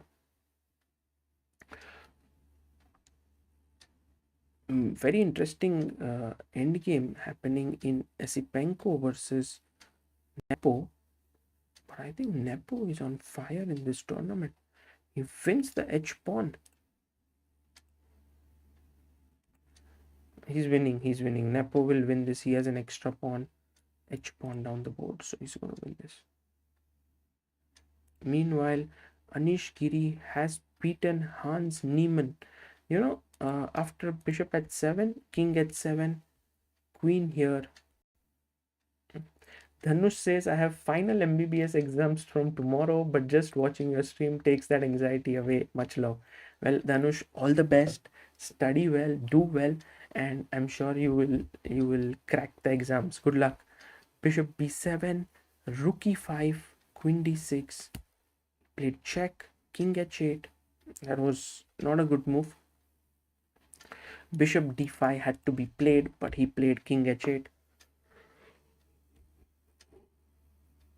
Check. Now whatever you take with, let's say the queen, I have rook h5 check with queen controlling g8. This is the killer. This is the watchman here. So rook takes e5, but then bishop e5 is piece down. But otherwise, even if you take here, I go rook h5. You can't go to g8. You have to go to g7. And now, guys, what is the winning move here? I hope you're all not sleeping. You all are awake. That's why I want to keep asking you a few questions every now and then. I also want to get Nepomniachtchi on screen because he has been one of the leaders in this tournament. And there you have Jan Nepomniachtchi looking very relaxed in a way. Yes, knight f5 check is the correct move. Well done. This time I'm not going to read the top answerers. I'm going to read some people who have been answering below. We have Mohit Kumar Jha, Satvik, Dhruvang, Darshil, Prabodh, Amit, Vinayak, Ishu, Skanda, Narendra, Dinesh, Prajwal. Well done. And Arka says, Sagar bhai, aaj aap bahut fresh lag rahe ho. Yes, the secret of my freshness is sleep. If you sleep well before your commentary, then you are fresh. If you can't get your sleep, what to do? I was almost like, I went to sleep at 9 p.m. today, and when I woke up, I saw the clock. It was 10:30, and I was like, "Oh my god, it's the commentary starts at 10:30, and I have to set things up, and how will I manage that and all of that?" But then I realized that here in Amruta's place, most of the clocks are 10-15 minutes ahead of, because they always are, want to be on time or something like that. So that's the reason why I had still 15 minutes left to fix everything, and I was on time. Rook d7 was played, and by the way, here Pragnanda has a fantastic move which he missed. He gave a check here, and after bishop c1, we have reached a position where white is better. White is a pawn up, has completely things under control.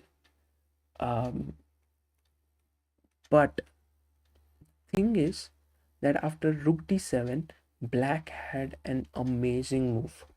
Let me see if you guys are able to spot this. It's not easy. Actually, it's very tough. But let's see. Black to play. And Pragg could have gotten an advantage here, it seems. Rishi Agarwal, Abhigyan Sinha. Wow. Manish Paningrai says, why is black losing? Well, Manish, for one, the rook on 7th rank is very strong. And the second thing is that with the bishop pair in the position, white is very powerfully placed. But look at this move, guys. Yes, you guys want to play bishop a3, but no threat, right? Because I am controlling b2 like really well. But the move here, and the very surprising move, is rook f8. Okay, first things first, you can't play bishop c7 because of check, and then I win your rook. Main problem is that you think that you're losing a piece after bishop c6. You're not, because if I take, you will take back, you will piece up. But I take here, and now you want to take here. And what is the move? See, if queen g1, there is bishop c1, no problem, everything is good. What is the winning move here for black? देखते हैं कितने लोग ढूंढ पाते हैं. Guys, I want at least 10 of you to find this, and I'm going to read the name as soon as you tell me. Let's see who's the first one to say it. No, wrong. Shaibi, queen g1, bishop c1, queen c5, maybe rook c7, right? Let's see who's the first one to get this. Oh yes, we have Manav Raval, Herbert. Very good, very good. Both of you have found it.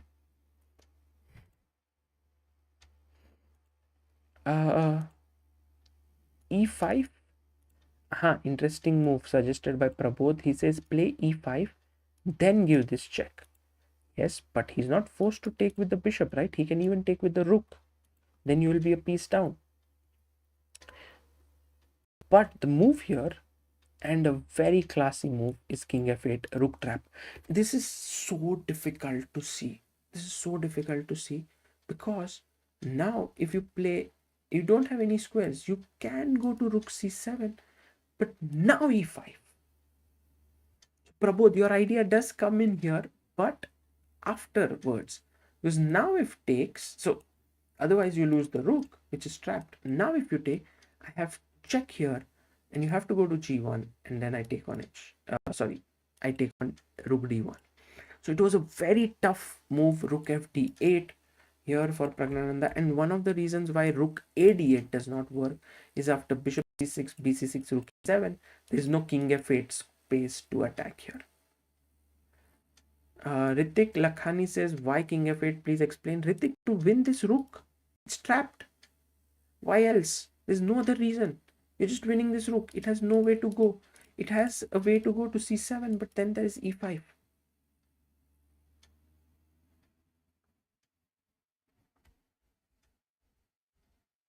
Here e5, this one, well, e5, he can just go back bishop c1. That's also not so good for, I mean, white is just dominant here.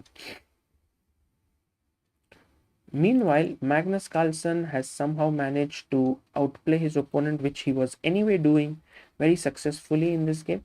And Magnus actually managed his stuff well here. Took here, got an exchange,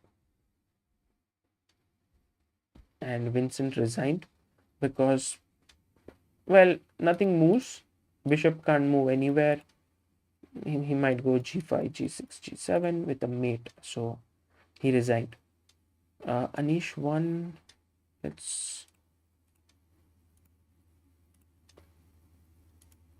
and by the way, Jan Nepomniachtchi also seems to have won. Let's now focus on the game of Pragnanda and Shakhriyar Mamedyarov. You can see both of them very, very focused. Look at this. Pawn has come all the way to g7.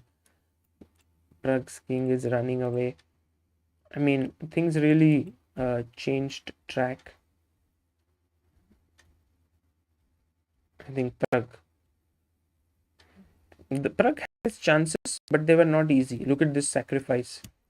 Rook g7, what a move.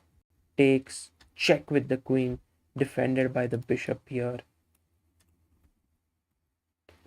g7, king e7, take on f8, rook f8, check. Simplest, yeah. Just exchange everything. I have to take the queen, bishop takes check, knight is hanging, so king d6, then maybe bishop f4, pins and wins. Pin is such a nasty motive in chess. If you go here, I'll take here, so you have to go to d6, and then I'll pin your knight. It's so sad. Knight cannot move. Pin is always 3 pieces in one line, 2 of opponents, 1 of your own.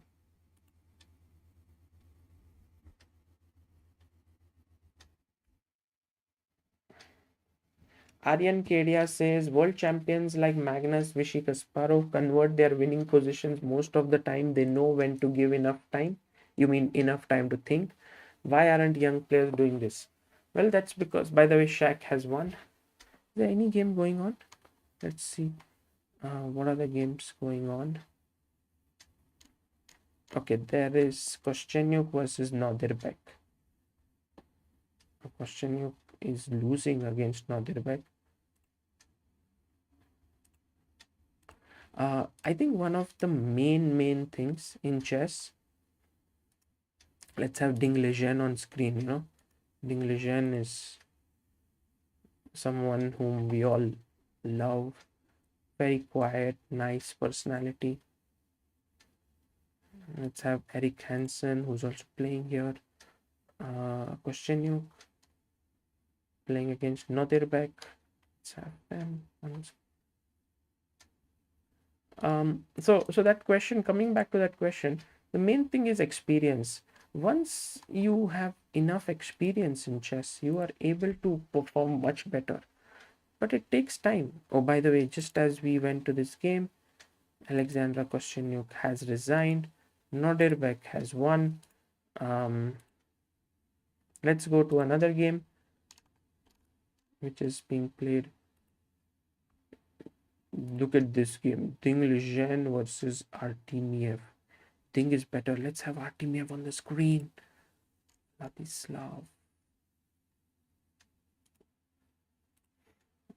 And Eric Hansen is playing Jan-Krzysztof Duda.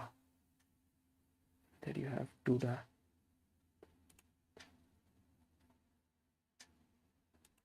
Okay, so the game right now with rook to d7 check and attacking this pawn. King moves up to h6.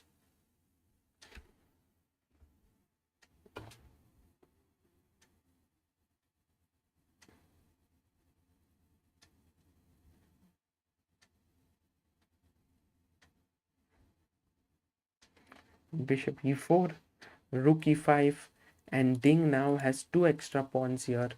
Let's see how he converts this. Let's learn from Ding. So generally opposite colored bishop positions are not easy. So bishop comes here and it stops both the pawns. So what to do now, guys? He goes to the 7th heaven, cuts the king off. Okay. By the way, Jai Rajgor says, Sagar कैटलान opening कैसी है? Y ChessBase India में Catalan opening के बारे में कुछ नहीं है. Jay, this is just you are not informed. ChessBase India में कैटलान ओपनिंग के बारे में बहुत कुछ है. There's a lot of things. Just type Catalan ChessBase India and you will also get a playlist on that opening. And in fact, on ChessBase India, there are playlists for every openings. We have games which are played. We have some lectures which are there. So always some or the other material from which you can learn. By the way, Ding goes rook a2. Now his plan is to push a4, a3. But rook g7 check by Artemiev. Also look at this position, no? They are still in the middle game. And Eric Hansen has been playing so well in this event. You know, I think he's worked really hard. He's trained himself. It seems like the streamers are having a ball. Like Nakamura doing so well. Queen e7. Okay, attacking the rook. Rook goes to e8, attacks the queen. If we see the position, black has 4 pawns. White has 5 pawns.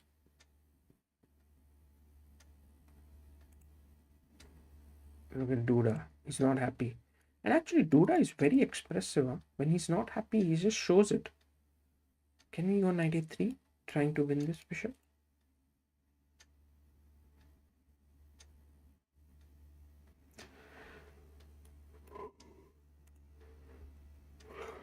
Are they going to draw the game? I think Eric Hansen is not taking his chance here. He can go on, but you know, the thing is, the queen h4, he has to find knight a3, bishop d3, pawn takes, giving up this pawn, which is very difficult always, but knight c4, with the idea of d2, d1.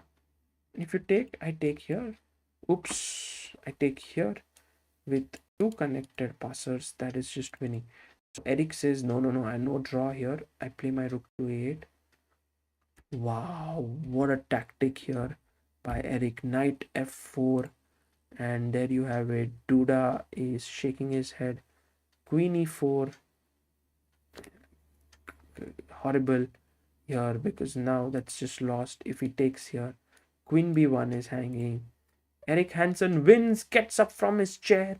He has beaten Jan-Krzysztof Duda. What a guy, huh? What a guy. He's playing so well. Let's go now to the game of Ding Liren versus Artemiev. How is Ding Liren going to convert this? Maybe it's not going to be able to convert this. Maybe the game could end in a draw. I don't know. King c4. I want to play b5.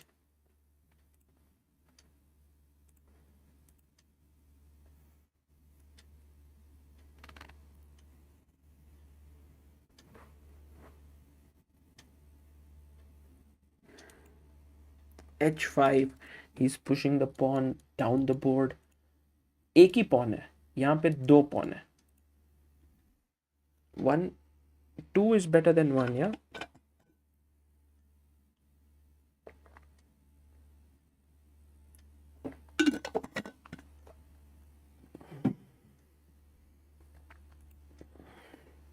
Guys, 4 more people left to subscribe and reach 854 150. So please do subscribe. And also our aim was to reach 1500 likes. We are on 1384. If you haven't liked this stream, please do like it. Let's reach 1500 likes for now. Bishop d4 played by Ding. Ding says I will control this. Rook g4. Rook g4 का idea क्या है? अगर हम b5 खेलेंगे तो you will take it. King b5, then you will take here. So he goes rook e6.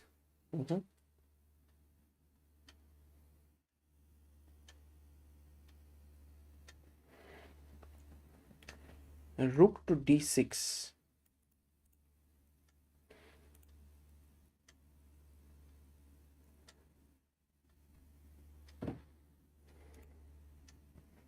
And now rook g5, he goes rook b6, king comes up.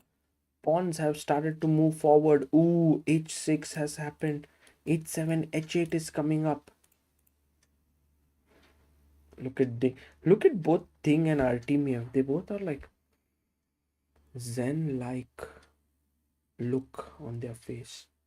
By the way, a2 is not possible because there is a check and you will lose the pawn. So Artemiev can decide whether he wants to check right now. He goes at 7, blunder.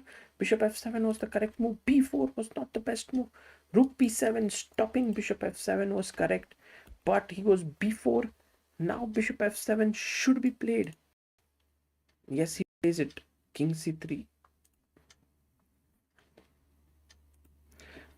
You know, while I am getting really nervous here about what is going to happen, both Ding Liren and Artemiev are like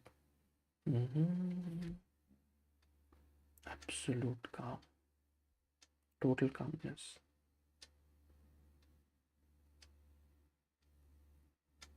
By the way, guys, look at this move. Rook c5. Bishop c5, I queen. He goes rook here. His point is that I want to take your bishop. King takes and queen. But stops it. Yes, rook behind the pawn. And now I'm threatening to take here.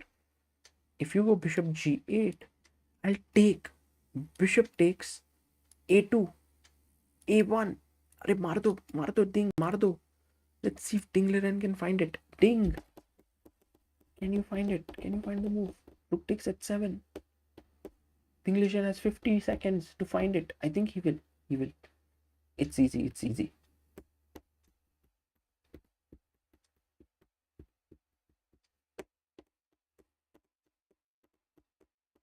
This is suspense music and he takes it.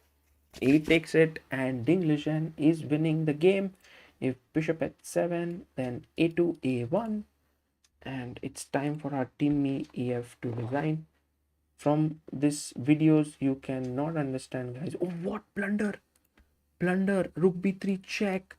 Oh my god. He had to go king d2. He goes here. A check here. Is he going to give that? No, he blunders. He takes here a2. You know why rook b3 was better? Because rook b3 here. And if let's say king c2, then rook takes a3. Oh, what a move that would have been. It's so tough to see. That was so tough to see. And if you play king c1, now I'll take bishop at 7. And if you play a2, then I have rook takes b4, queen, check, takes. These are some brilliant tactics. Every single day I see these games and I'm like, chess is so beautiful. Chess is so beautiful. Queen, take, b3. This is winning. This is winning.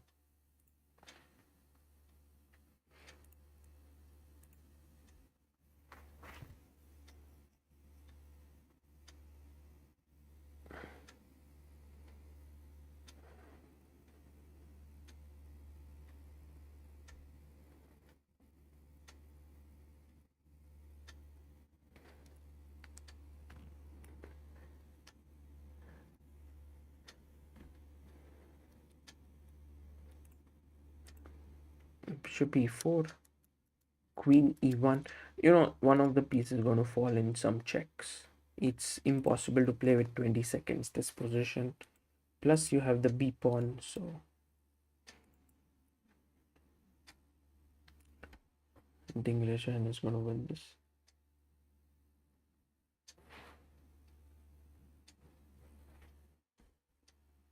King f3, king c3.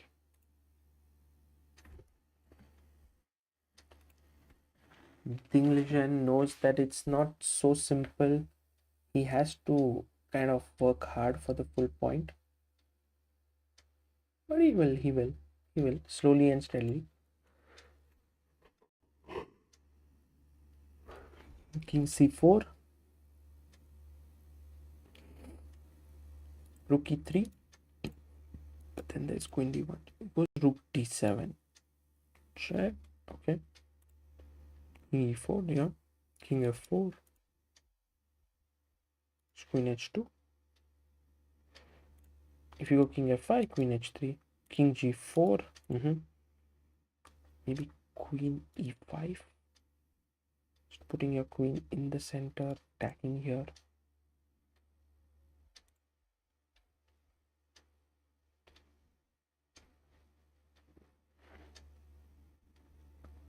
Yeah, everyone's like very happy that Ding Liren is playing well.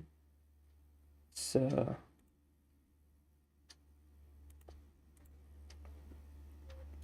because really Ding Liren has not been in best of forms recently, and for these online events have been totally it ruins his sleep schedule because the games take place at such odd hours. But just like any true champion, he's just very focused. By the way, guys, how about b2?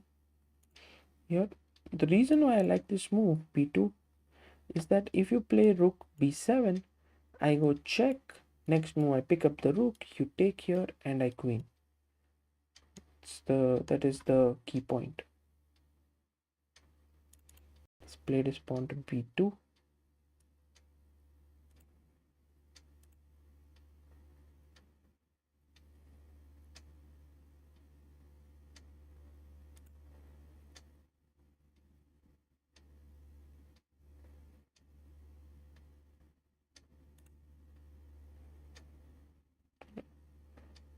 Now he goes rook d1, queen e5 back, bishop d3, king c3.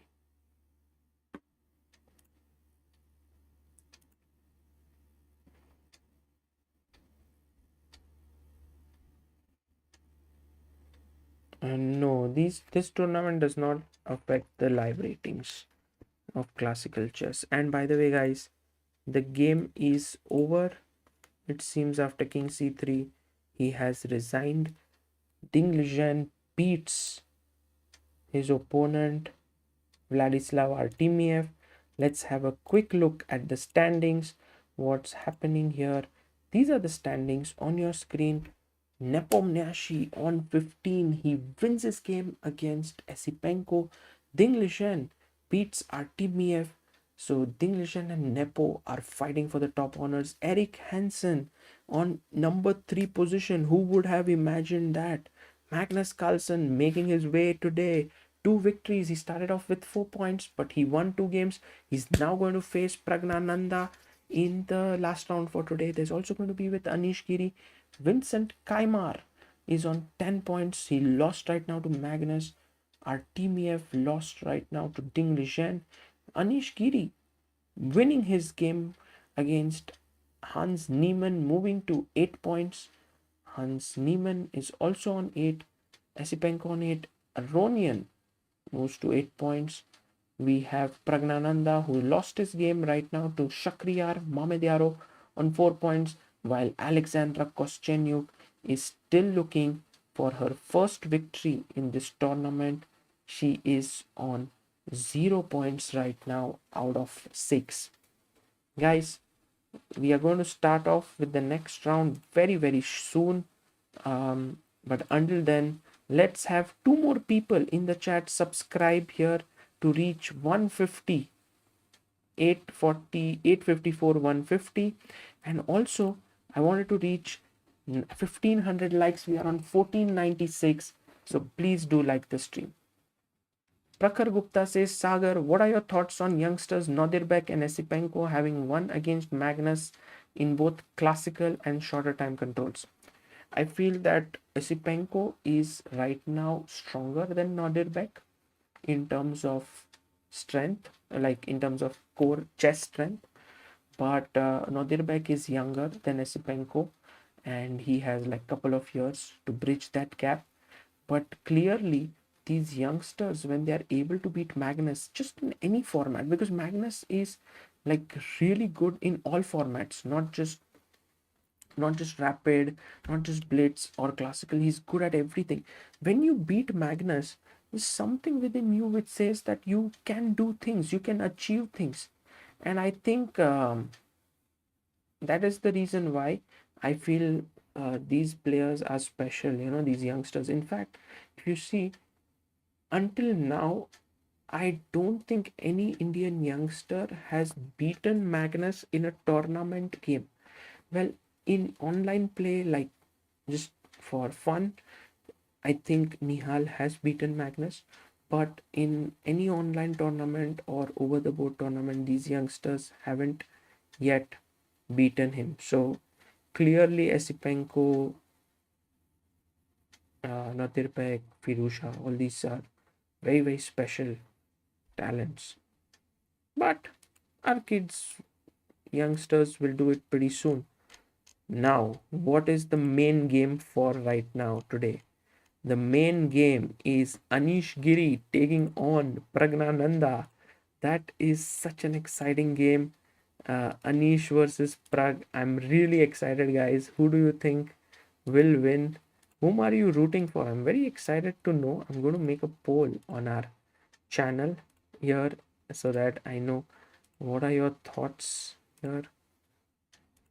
Who do you think will win? Pragnanda, Giri. Let's put Anish and add option. I'll also add draw.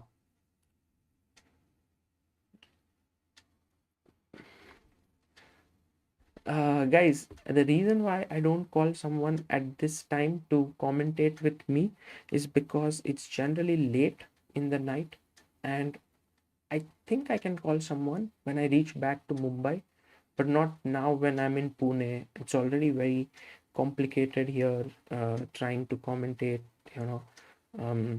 Generally in Mumbai where we live, we have our commentary room separate, our bedroom is separate.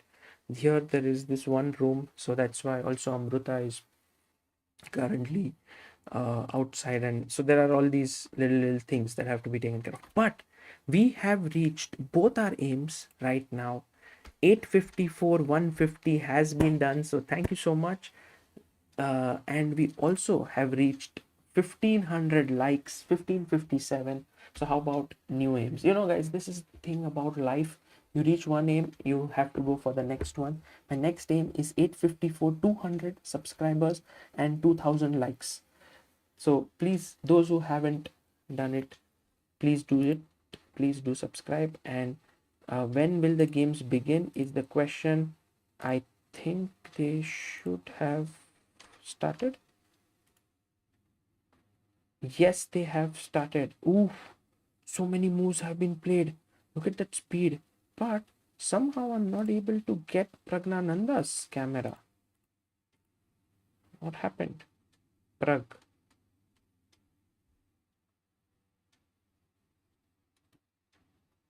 Not sure. Anish is here, totally focused. Let's also get Magnus Carlsen. He's going to play against Hans Niemann, I believe.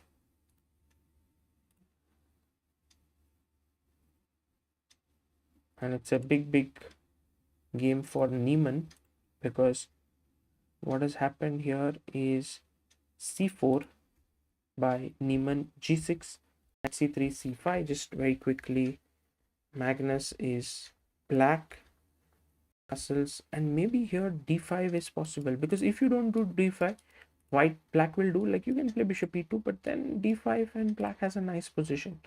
Let's go to the game of Anish versus Pragg, and let's see how Well, Anish is prepared. So d4, d5, bishop f5, c4, e6. All of this is prep. Check. Knight d2. Takes. King e7. e3. Rook c8. Bishop here. c3. Takes and rook c3. And now Pragnanda is thinking for his move. I have one question to all of you. What happens if I take here on e4? Black to play.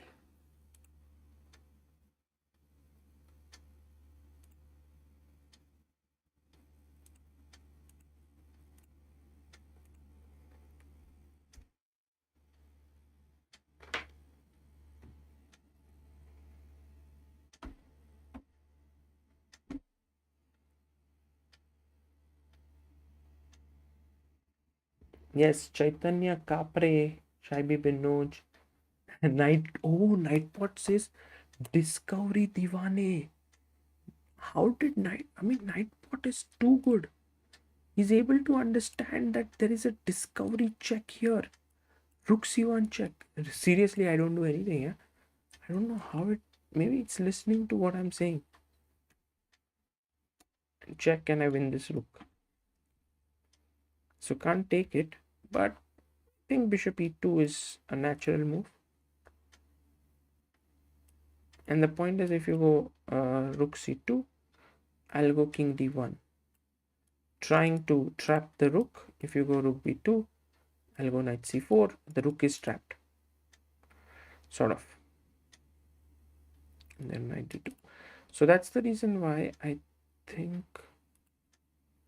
rook c3. Let's see what white does here. I would have loved to have Pragg.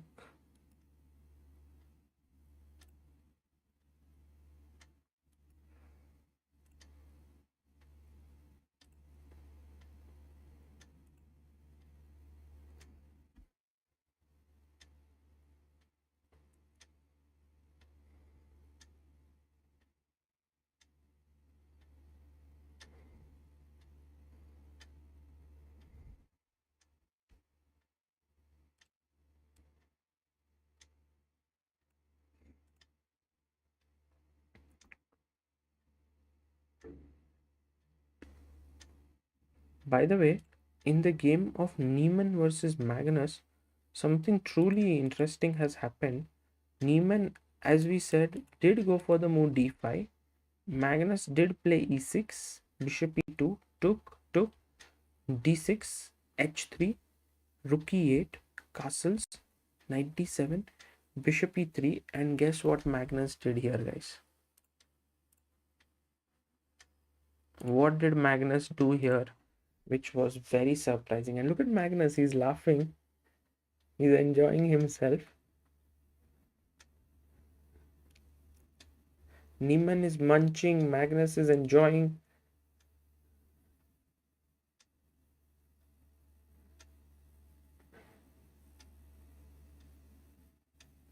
I don't know why Magnus is laughing. What's so funny? I think Magnus sometimes laughs because he has some chess things going on in his head.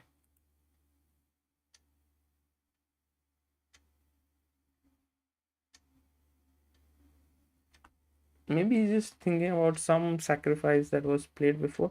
And by the way, all of you, rook e3 is the correct move. That has been suggested by Manannath, Tulya, Sashwat, Tizya, Abhishek Garg, and Mohit Yadav. Rook takes e3. And you might ask, how can you just give up a rook for a bishop? Well, the point is that after queen e7, this pawn is slightly weak. So you might be able to win it when you will have a piece and a pawn for a rook.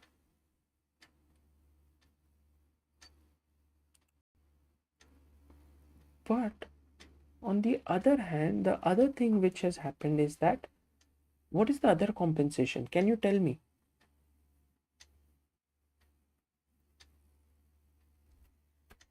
What is the other compensation? No, it was not a mouse slip. Not at all. This is typical sacrifice, yeah, because I want to know. If you tell me what are the compensation here for black, what is the major compensation? Weak king, no, not bishop pair. Dark squares are weak. Tulia Melapola, well done. Ram Kumar says black spot is weak, or you can say black squares are weak. King is not so weak, guys. It's the black squares. Knight c5, e5 square. If you see, there's no pawn which can control it, so I can go and put my knight here. I also have the dark squared bishop here, which I have exchanged for of yours.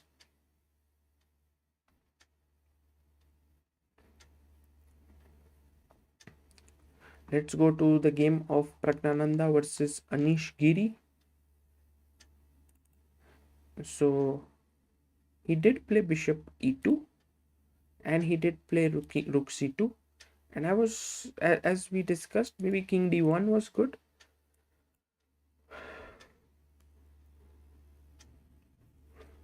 But now he played a3.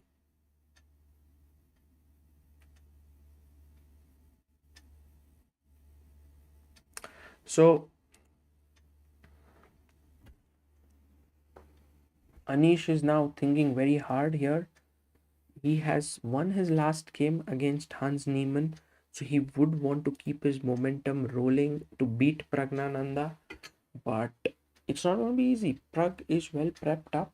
Pragg would love to castle. If you see the position, guys, just ek baar dekho. There are 6 pawns for white. Black has only 5 pawns, so black is a pawn down. Also, his knight is not in the game, nor is his rook. But what he has got going for himself is the fact that white cannot castle easily. So white castles, he loses the knight.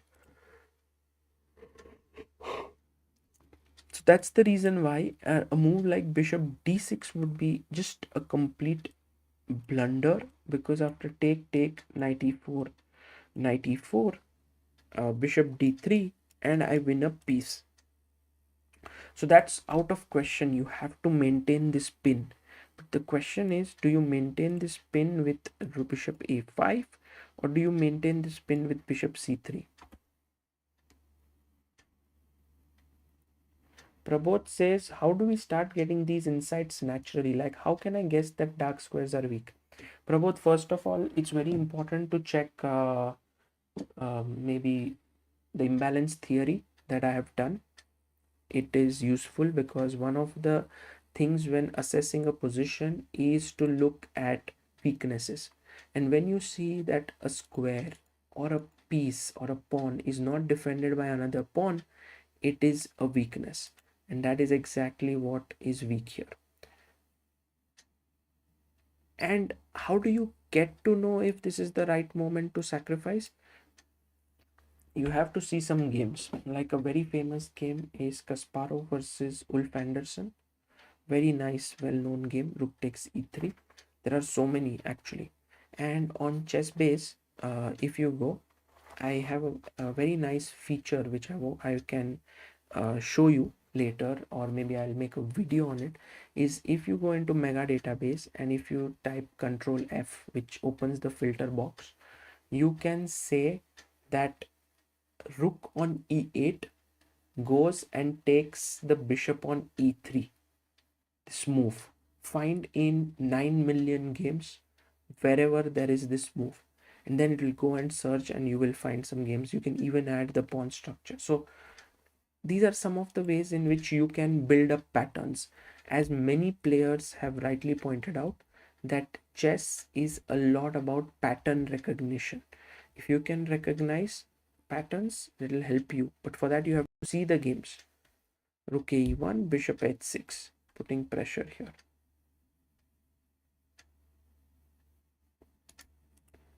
But also, like, Magnus never wants to take this pawn, really. If for him this pawn is a weakness, and if he takes it, it just opens up the rooks and the bishops. So he would rather want to keep.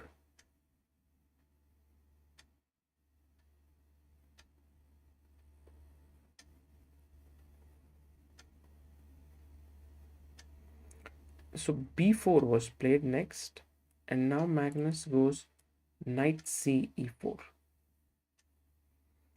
Objectively, Niemann is doing really well, but let's see.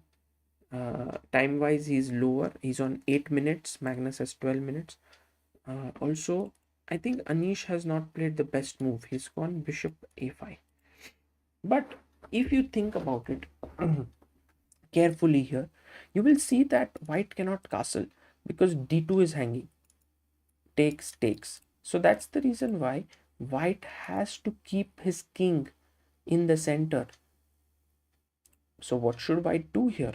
What would you do as Pragnanda? Look at Anish there. My God, that intense thing. He doesn't want to lose to Pragg. He doesn't want to lose. Is Anish in Netherlands? Yes. Nilavro Shield says Rook D1. Interesting, Nilavro. Very interesting move. You want to play Rook D1 and you want to castle. That's very logical. You want to defend this one more time. But now I take Bishop F3. Bishop F3. And this still exists, this nasty pin. Now I can't castle because D2 hangs. And by the way, I have knight D5. I won't let you win my rook. So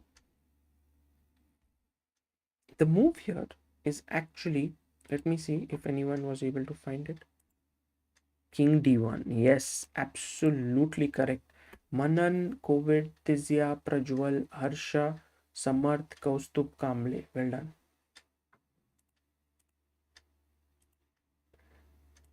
King to D1. Attacking the rook. Now you can't take on F. Oh, well, you can take on F3. Because if I take here, you will take on E2. But the move here is knight F3. Mohit Gupta says, Sagar, my rating has suddenly increased from 1200 to 1600. I was stuck at 1200 for 9 months. Why chess rating increases in short bursts and gets stuck in between? By the way, Pragg did go King D1 and Anish did take on F3, knight F3 and rook B2 has happened. Well, one of the things which you guys should always remember is patience is important. At the same time, you have to be working towards your chess improvement. The reason why chess improvement happens always in like it goes up, then there's a plateau, then sometimes you even go down, is because you have to learn new skills. Generally, when you reach a specific, let's say you reach a rating of say 300, is when you know the rules and you know some little things about chess. Then what happens is that you learn some opening traps, you're able to beat your opponent, so you upgrade it yourself, and then you reach maybe 600. Then your opponents know your traps and you're not able to break through.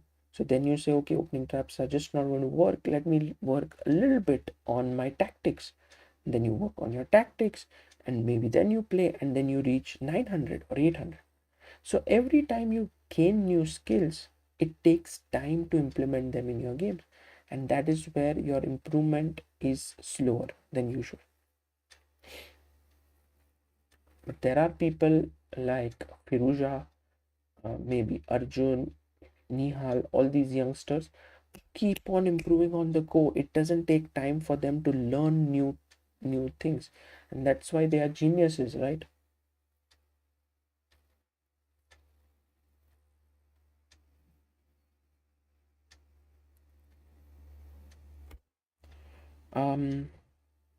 Magnus Carlsen versus Niemann. You can see that Neimann has managed to exchange a few pieces. In fact, I'm very surprised that Magnus got rid of all the knights, but I think he wasn't left with a choice here, because generally knights are useful in such situations. 57. And while Anish has gone knight d7, Pragg is thinking. Pragg has very little time now, 5 minutes only. Anish has 12 minutes on the clock, almost. Pragg goes e4. The main problem for Pragnanda is that Anish has quite natural moves. He can go rook c8. While to get this rook in the game is very tough. Even rook e1, he'll just take bishop e1. So that's the reason why he played e4. I'm not sure what his plan is. Actually, it's not so simple to understand what he wants to do. Maybe knight h5 with the idea of taking this.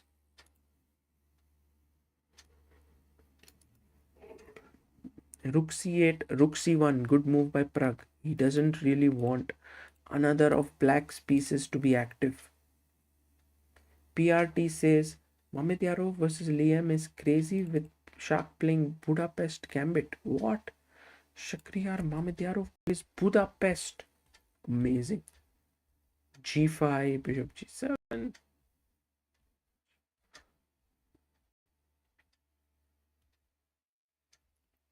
Queen g5. Rook h4. But I like white's position. I mean, it looks so good. E3. But Mamedyarov is just winging it here. Bishop d3. h6 was played. Maybe knight d3, queen d3 and h6 would have been better. Bishop e2. Rook c8. King f1, bishop d5, queen d5, rook c2.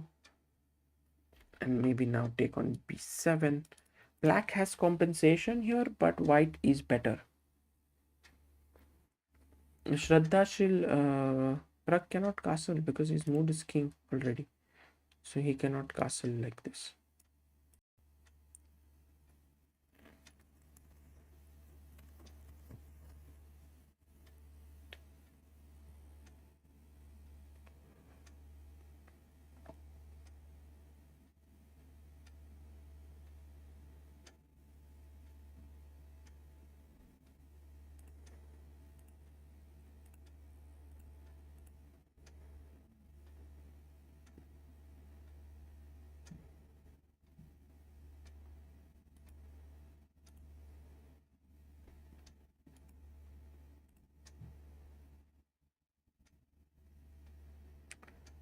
Another game which we should check is Abdusattorov versus Vincent.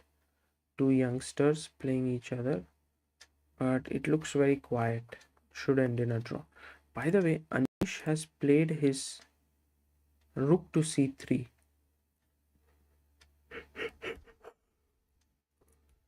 And he took bishop takes. How to get this rook into the game is the million-dollar question. If he can get this rook into the game, he is better. Maybe king c1 is one idea, so that rook d1 can be played. Guys, Anish, you cannot really understand from just his video whether he is looking stressed or not, but I mean, he's just very focused. That's what I feel.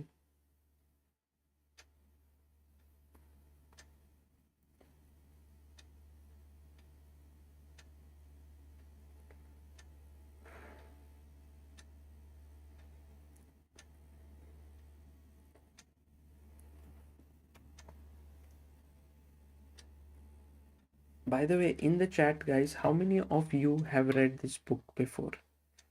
Shoe Dog by Phil Knight. I'm reading it right now, and I have found it to be very, very exciting. Finished close to 100 pages. And has anyone... Oh, Koscienyuk is better? Wow. Koscienyuk manages to win. That would be amazing. Yeah, she's better. She's better. She has her knight nicely positioned here.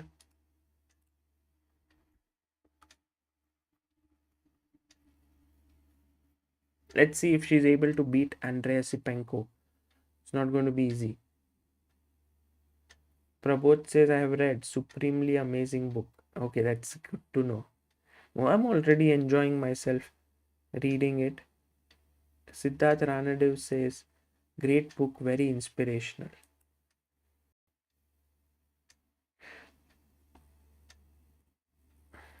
Somehow the way he goes to Japan and gets the rights to sell those shoes uh, in the US is a little bit similar to how we went to Germany and then asked ChessBase for the rights to sell in India and so on.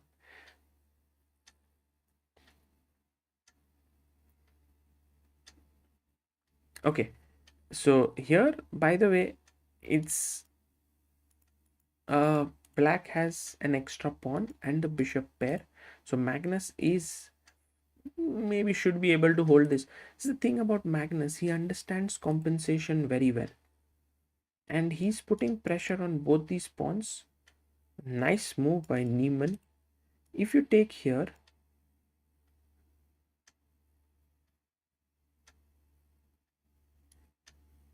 knight d2, bishop a4.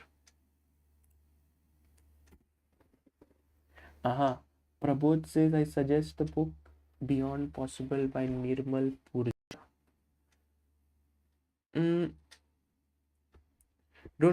Isn't that the same?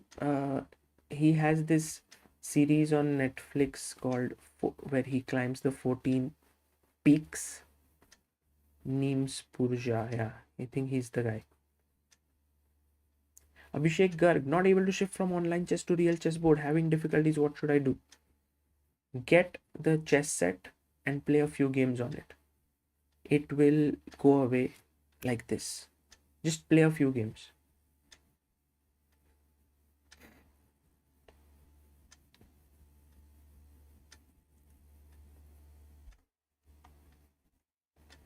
Rook f1 was played here, defending f2.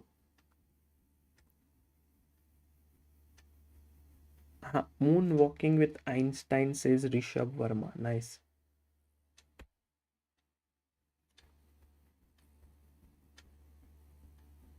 Man's Search for Meaning, Palash. Yes, Palash, that's a very good book. Man's Search for Meaning. A lot of people have recommended that. Should get that as well.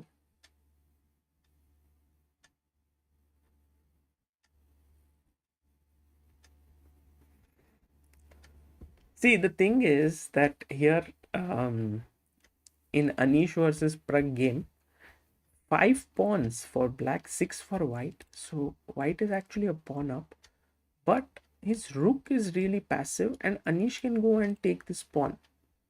But Anish will not go and take this pawn.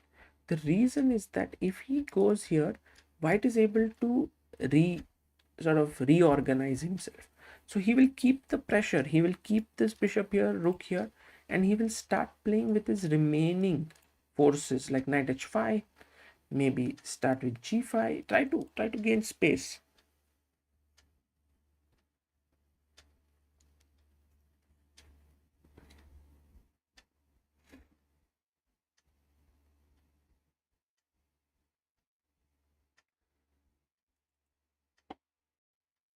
b5 played by Magnus here. Will Magnus Carlsen be able to win this endgame? I doubt. I think 2 pawns and a bishop for a knight, for a rook here is sufficient compensation, but it's not in any way going to win, because at the right time I think he will exchange and liquidate.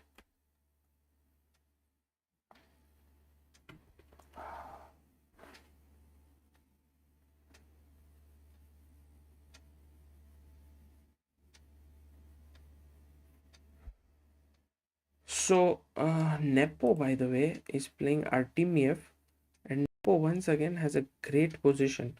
It's quite possible that Yan will win another game. And what about Ding Liren, who's our leader in the tournament? He is playing against Jan-Krzysztof Duda, and we have a bishop versus knight endgame.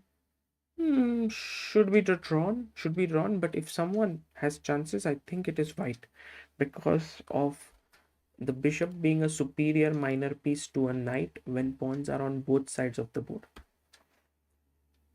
There's something very interesting that Prabodh says. He says that with books we can create our own imaginations and sceneries.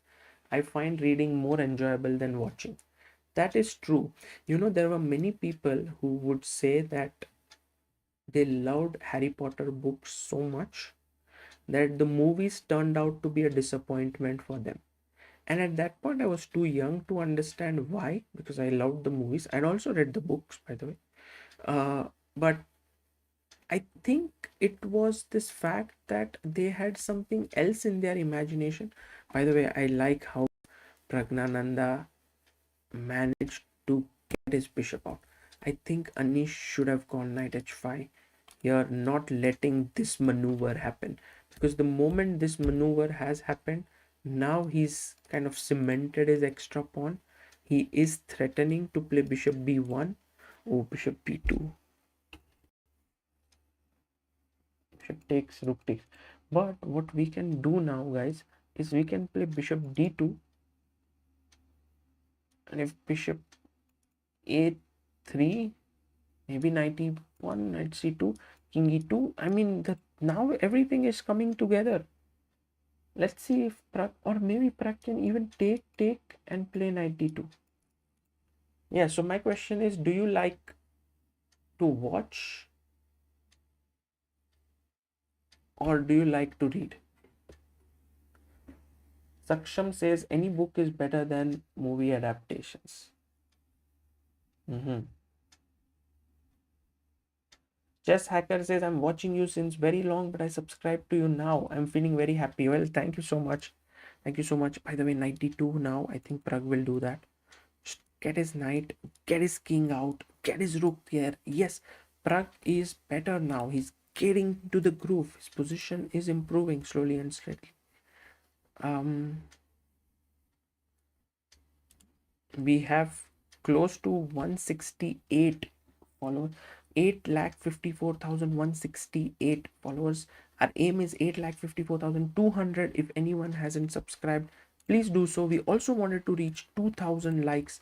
We are on 1,700 likes. If you haven't liked the stream, please do like it. Rook a2 has been played and king e2. You see, he's giving up this pawn, but he wants to activate his rook. It was possible for Pragg to be greedy here and go knight b1 and tell Anish that, look, I won't give you this pawn. But I think what he did not like was the fact that then black can go, let's say, knight b6, just as an example. And how am I going to connect everything? But maybe let's say king c1 and knight e4, or maybe it's a 97. I'm just trying to figure out how is white going to unravel. Bishop c2 and then bishop b3. Maybe this rook is going to get trapped. King e2, rook a3, and now I think Pragg's advantage is no longer so huge, but also he's out of danger now. I mean, there's no danger to him.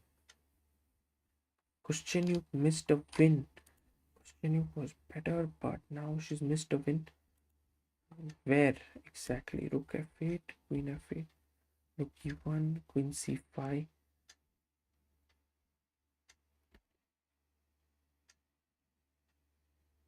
The winning move here is queen e2. Bishop d6, queen e8 check, king h7.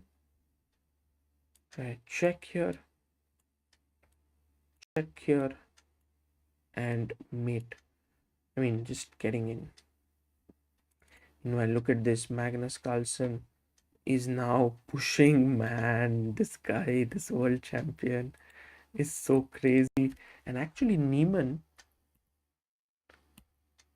takes here 94. Niemann has a tough task on hand, because look at this. These pawns are going down the board with the support of the bishop. He has to create some play against the king. And he goes g5, because there were mating threats now with rook h7 mate. So Magnus goes g5, h5, still continuing with the mating ideas. But now you have bishop c2. stopping it.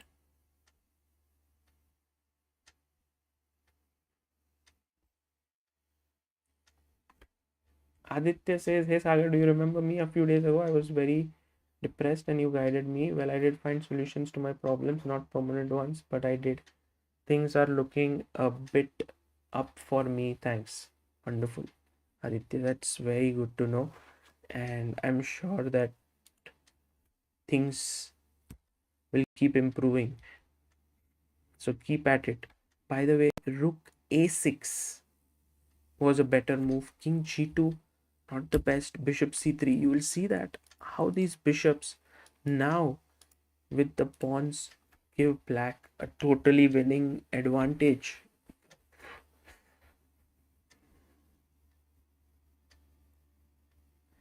It's a big result for Magnus, and it also shows that Magnus can play simply just about anything and win.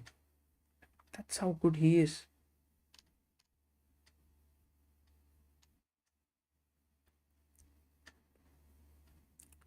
Ding Liren and Jan-Krzysztof Duda should end in a draw now.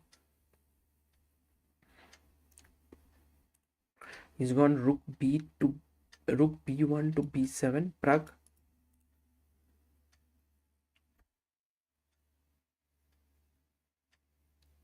And his plan is to play bishop b5 followed by e5.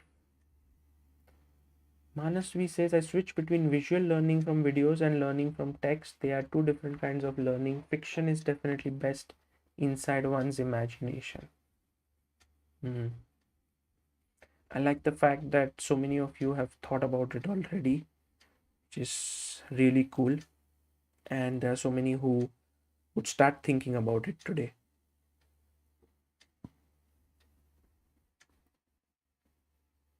Saksham says, I started recently doing competitive coding contests where you need to solve problems within stipulated time. I feel it's very similar to chess in the sense you only have your brain to blame. Yes, in fact, I would, at some points, I think that coding is really way more complicated than chess because there are so many endless possibilities there and so much scope for creativity. Also, who was that guy you all only told me about? Who's this world famous coder? By the way, check here. He has a mate in the hand, but Magnus not going to let him do any mates here. You can see Niemann is quite upset there. He knows the writing is on the wall. He's going to lose this game. So this is Magnus going to win this one. Yeah, resigns. Magnus Carlsen beats Hans Niemann. Great victory for the world champion. And Hans Niemann switches off his camera. There he is smiling. I don't know what's up with Magnus, but he's been very happy and pleased. Yeah, Gennady, exactly. Tourist, exactly. You had told to me in some stream. Meanwhile, Pragnanda has got his bishop to b5 and he is angling for e5 next. Is this winning for him? No. Anish takes on d4, Pragg takes on a7.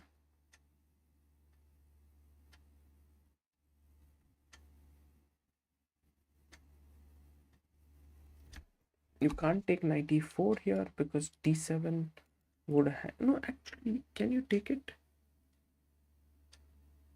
Knight e4. No, but then take and rook d3, right? Or first... No, knight e4, rook e4, king d3. There is knight f6 maybe. Or knight c5. You have knight. So take here. You have knight c5 check. I guess here take and take. Maybe equal. Yeah, so possible to take knight e4 actually, but Anish goes rook to b4, attacking the bishop.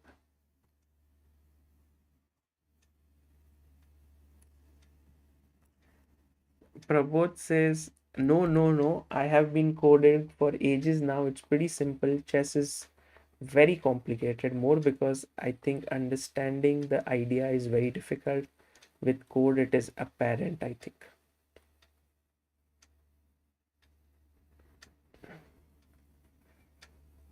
Hmm. Interesting. Maybe this is something worth discussing for someone who's very good at coding as well as chess. Because I think those who are good coders might find it easier, in the sense the coding, because they've been doing it since they were young, while those who play chess since a young age might find chess easier to grasp because they were doing it since a young age.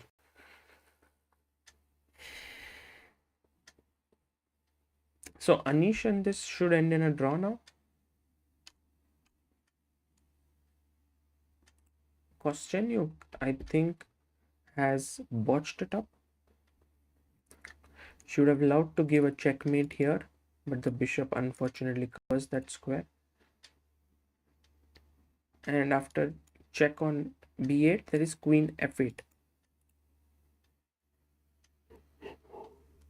So it seems like Koscienyuk might lose another game. Nimit says, what do you think on Magnus's last game of Exchange Sacrifice? It was amazing. I mean, I never thought Magnus could actually win it. I thought draw would be the most logical result. Yeah, now gh5. And if queen b2, this pawn is very strong.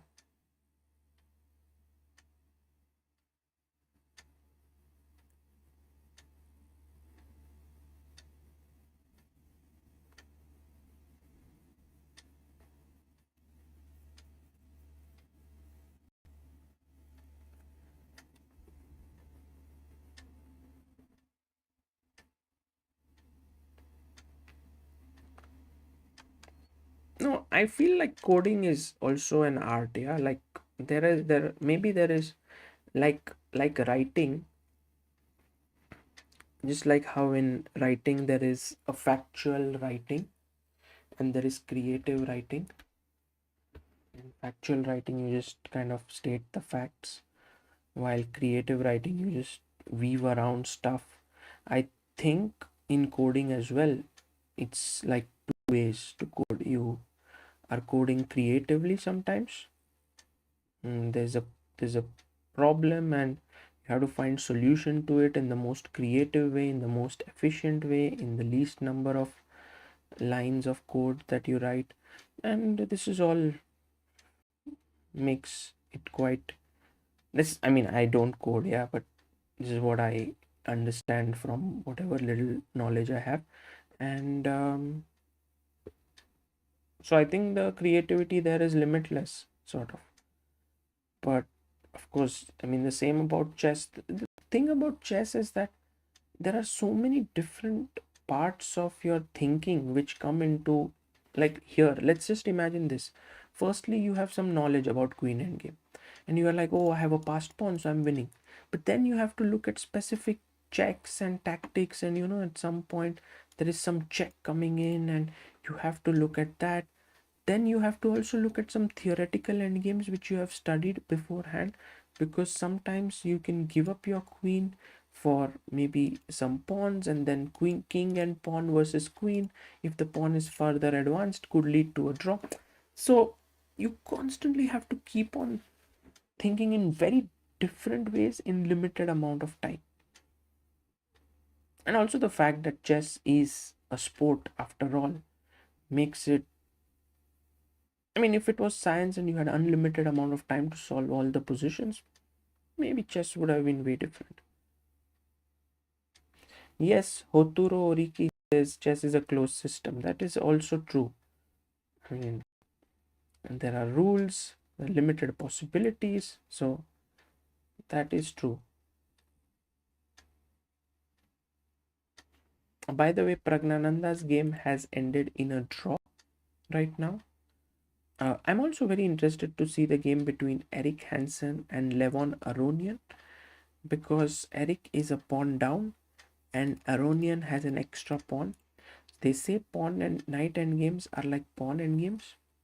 The side with an extra pawn should be able to win, but You see how complicated it is. For example, white is better here. He can patiently go over knight b6, king d5, try to improve his position, but he goes e4, and very quickly he is now maybe c6. Yeah, very good move, Eric. Actually, this position might suddenly, like 95 is a big threat now. g6 is coming up. Let's have Eric Hansen on the screen and also Levon Aronian here. You can see Levon is not like particularly thrilled that he seems to have missed the win here.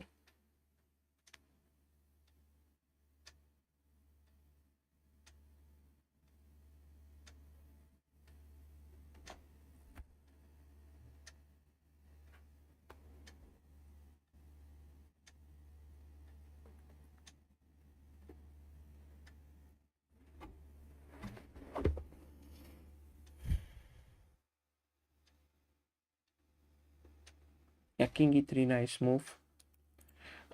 If I take ef, I'll take king d5, knight f7. Oh, he goes directly king d5.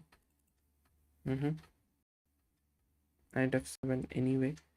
King e6, there's knight g5. ef3, king f3. The main reason why this position is drawn is because there's no way to create a passer here. And all that white has to do is exchange 2 pawns for 2 pawns here and sacrifice his knight for the remaining 1 pawn, and it's a draw.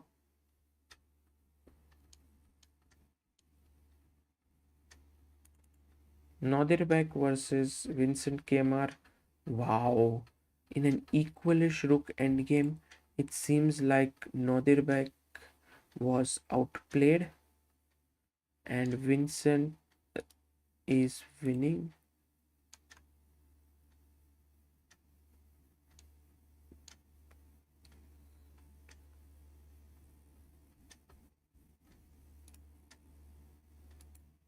Vincent has come with a completely different kind of, a will to win here.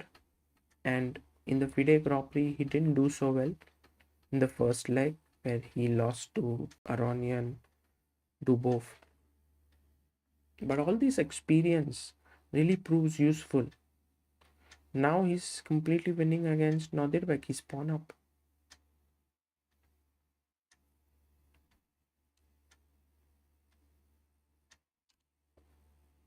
Takes this. If you take on b3, rook f5. He's going to win this one. Nice.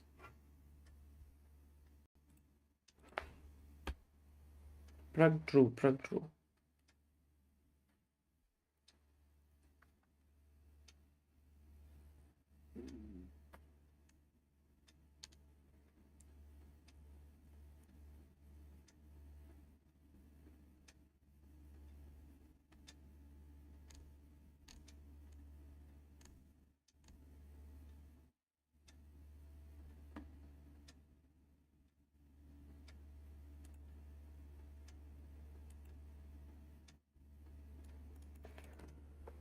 He'll be 2 pawns up and he will go and win this. Magnus beat Niemann. Anish drew with Pragnanda. Liem Quang Liem won against Shakhriyar Mamedyarov. Levon Aronian is going to draw his game against Eric Hansen. And Jan-Krzysztof Duda drew with Ding Liren. What about Nepo? Nepo is still playing. He's playing against Artemiev. Draw most likely. Yeah, they're going to repeat, I think. Tuck. Yeah, that's a draw. And Esipenko is also winning against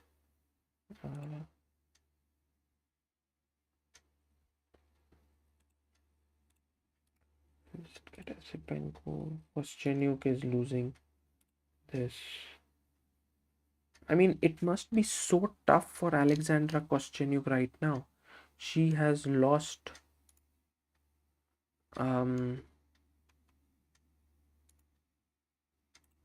this would be her 7th loss in a row. And you know, when you come to such a tournament, you are excited. You know that it's going to be tough, but at some point you are excited. You feel like, what if I beat someone like Magnus? What if I beat someone who's good? And that excitement is there. But I think once things start going wrong, it's very difficult to hold your own against these top players. And you can see clearly that Koscienyuk is lacking a few things in her game right now. She got a winning position, but she couldn't calculate it out to a win, and now she's in an end game where this d-pawn is all about to queen. It's very difficult for her to stop it.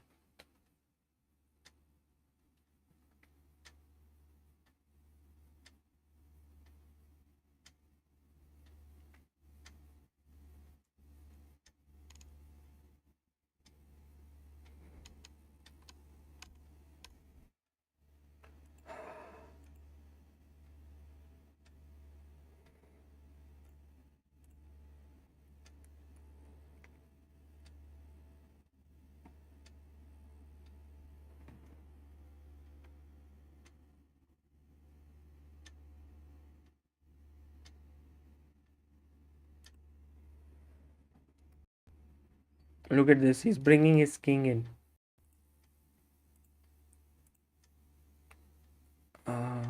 So these are the few games that are going on. Esipenko, Kosteniuk, Nodirbek versus Vincent. I think it's lost. It's no way that you can win. You just need to bring your king rook back. You can never trade, because if you trade and I take on f4, my king is already on one of the key squares. Remember, those who have seen the first episode of Endgame Deep Dive, that when the pawn is on f2, e4, f4, g4 are the key squares, and the king already is on one of them, so white wins. Plays f3, it doesn't make a huge difference. I'll go rook h1, and then I'll pick up this rook h2, forcing him first to move away with his king, because if he moves his rook, I'll queen, and then I'll take on f3. So he has to go king g6 and then king f3. Point being that I'll not allow you to give a check and then put your king inside. So once the king is on g6, I take king f3, rook f8, king g4, and there is no way your king is going in because it's on g6.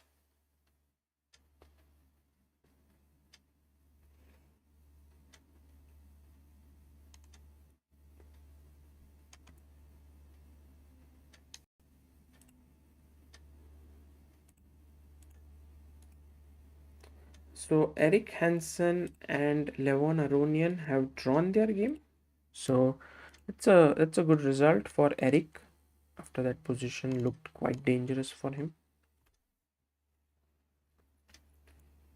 Esipenko is not going to accept a draw here. He's going to win this.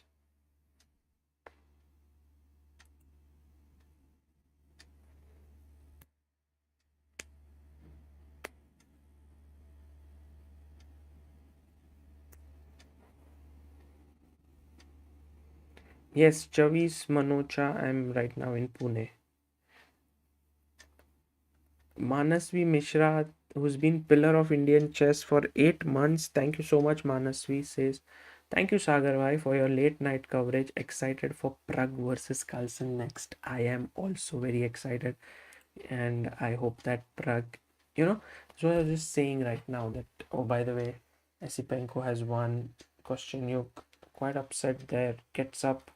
She had a clearly winning position. I mean, she was dominating this game right from the start, and she had great chances here. Somewhere here she should have converted, like this queen e2, which I was talking about. Queen e2, get this bishop away from this g7 f6 squares, get in with your queen, knight f6 check in the air somewhere, and she went queen d7. she played it a little too carelessly and well managed to.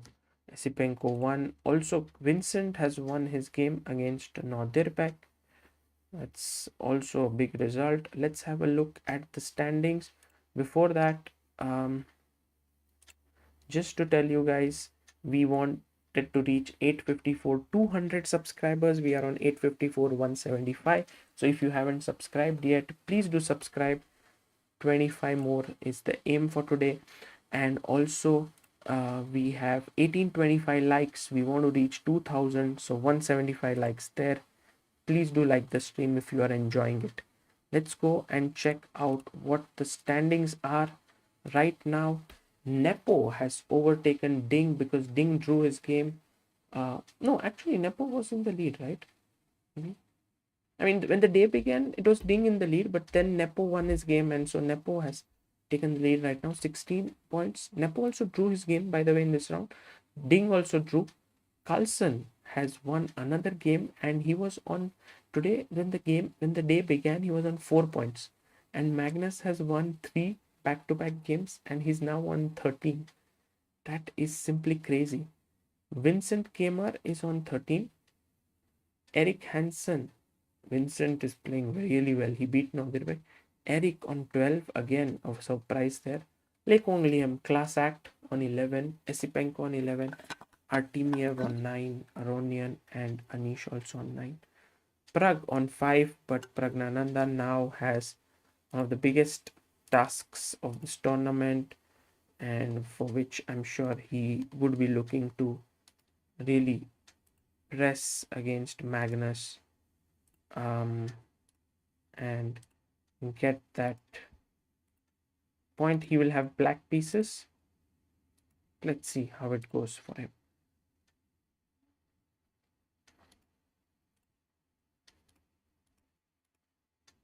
And I'll change the poll.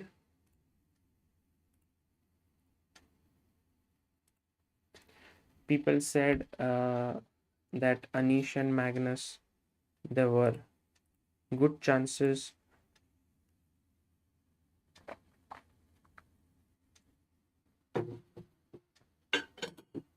%27% thought it would be a draw. Well, that's what has happened. And we have now Magnus Carlsen taking on Pragnanda.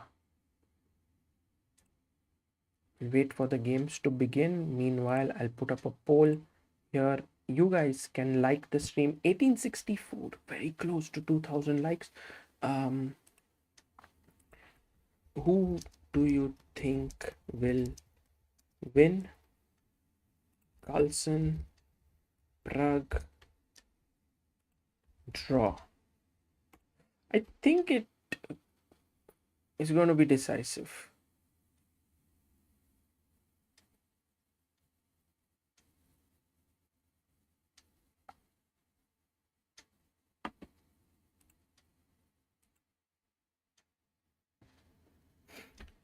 Prabodh says, why don't we invest in iOS app? Is it because iOS user base is less in India? Not really.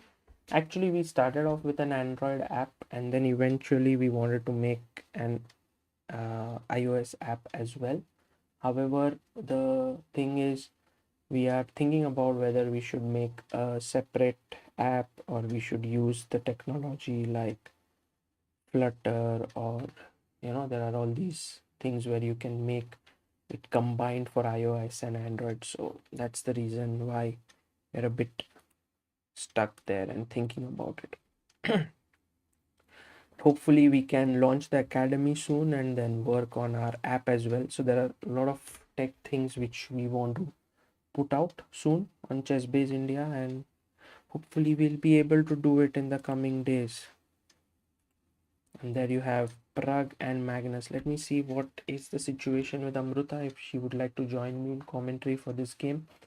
If she would like, till that time the game will start.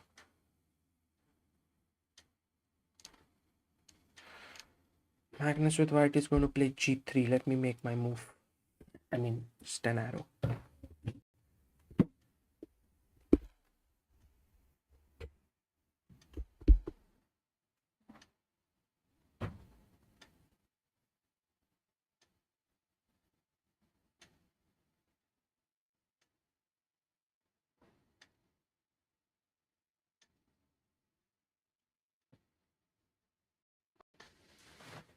Okay, guys, Amruta has agreed to join us for the commentary, and we have Queen's Gambit line on the board. Sami Tarash on the board. What Surya Ganguly just recently taught us.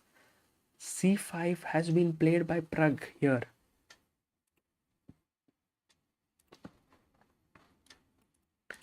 And if you take, I think he'll take with the knight. E3, Magnus. Like, I'm not going to go in any theory with Pragg. I know he's well prepped up. So he goes for the symmetrical setup. Most of the times in this, white is ready to accept either an isolated pawn, or he's ready to give black an isolated pawn. So it depends on who's ready to play with an isolated pawn here. Yeah, my prediction went wrong. Didn't play g3.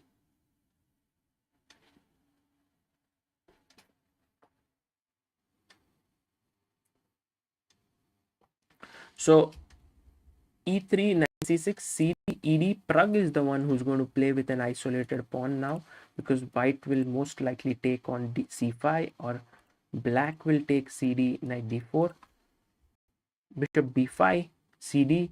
And now Magnus is thinking here, because should he take with the pawn? Should he take with the knight?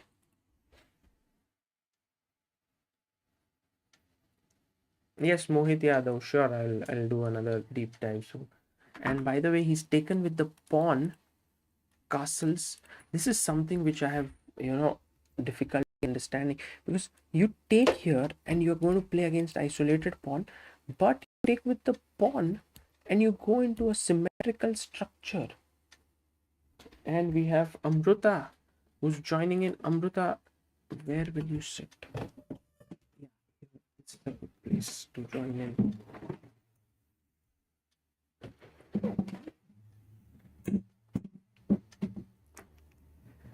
Amruta, it's Pragnanda versus Magnus Carlsen. Wow, isn't that amazing? Yeah, it's 1:30 a.m. in the night, but Pragnanda is fighting against the world champion.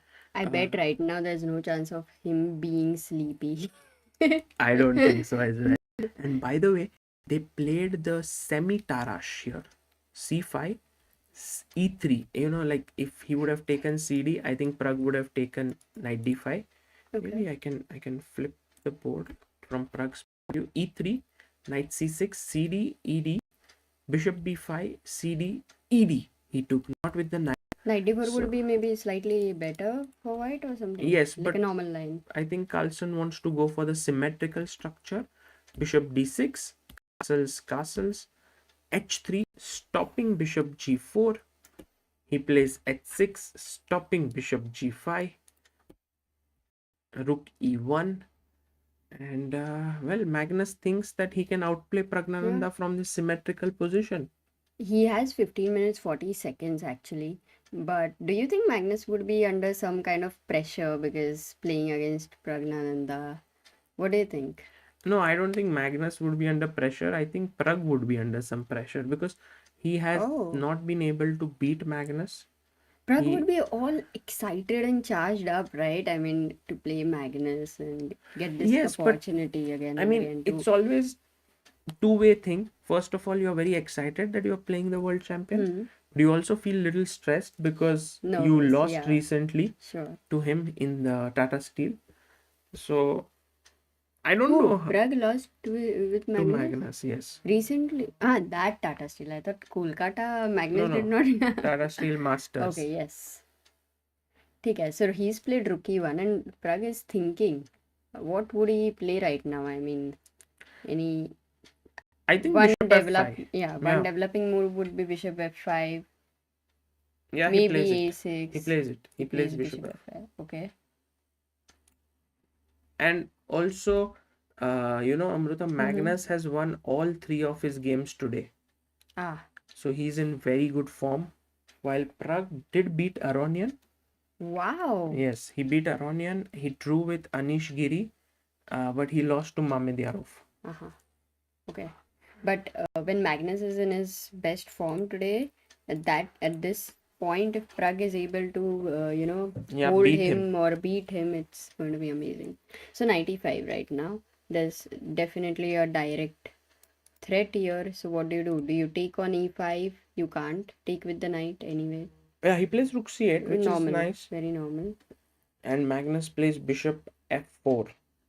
And maybe Pragg will think of playing rook e8, trying to put pressure here on e5. But you do come under some kind of a pin after rook e8. Yeah, I think you see, Amruta, the position is becoming very complicated in a way where all the pieces are like, how very much in a closed situation. They have tension on each other. The knight attacks the knight. This knight looks at the knight. The bishop is looking here. The bishop is looking here. I mean, there could be some very subtle tactics that might start flowing very soon. मतलब For सब example, एक दूसरे पे dependent है और सबको tension भी एक दूसरे की वजह से. and also, like, let's say if I go queen b6. Oh, it's a blunder. Wait Yes. a second. I mean, just as an example, it doesn't work because white to play. Okay. What does white do here? Nobita has asked, will Gelfer's positional chess handbook be available? I think is it from Quality Chess? If yes, then maybe in the next order we'll get it. But right now, yeah, it's not available, but we'll get it. So, did you find the tactic, guys? Mohit Yadav says queen c7, and Mohit, it looks good, but I think you don't really want to put your rook queen opposite the rook. Also, at the same time, Amruta, again, see this tactic: bishop h6, gh6, bishop c6, bc6, and queen f3. Attacking the bishop. If the bishop moves, then the knight hangs. Wow. So, Oh, 1 second. You can't play queen d7 also. yeah, knight And you is there. cannot defend the bishop on f5. Oh, superb. It's not very usual. Bishop h6 with the idea is completely different. Yeah. Amazing. Okay. So here But the queen move b6, was you have to tell the people why it was a knight blunder. c6. Knight takes c6. There's a disco, guys. And This if is you hanging. play bishop takes f4, then knight e7 check. And you lose this Yeah. bishop. So while the bishop is very active on f5, Amrita, it is also loose. So that some tactics are coming against it. I like the more simple move rook e8 here. Like He played you rook wait. e8. Okay, he played. But look at the time, 4 minutes difference already. Carlsen is just playing too fast. Rook c1. He knows Pragnanda comes yeah. under time pressure, and Carlsen is as much of a practical player as much as he likes to make good moves on the board. He likes to make practical decisions, and he knows that if an opponent plays slow, then put pressure on him. So right now, my question is like black can go simply a6, right? First of all, this bishop is giving some tension I don't here. like the fact that you want to force him to take, because a6, let's say bishop c6.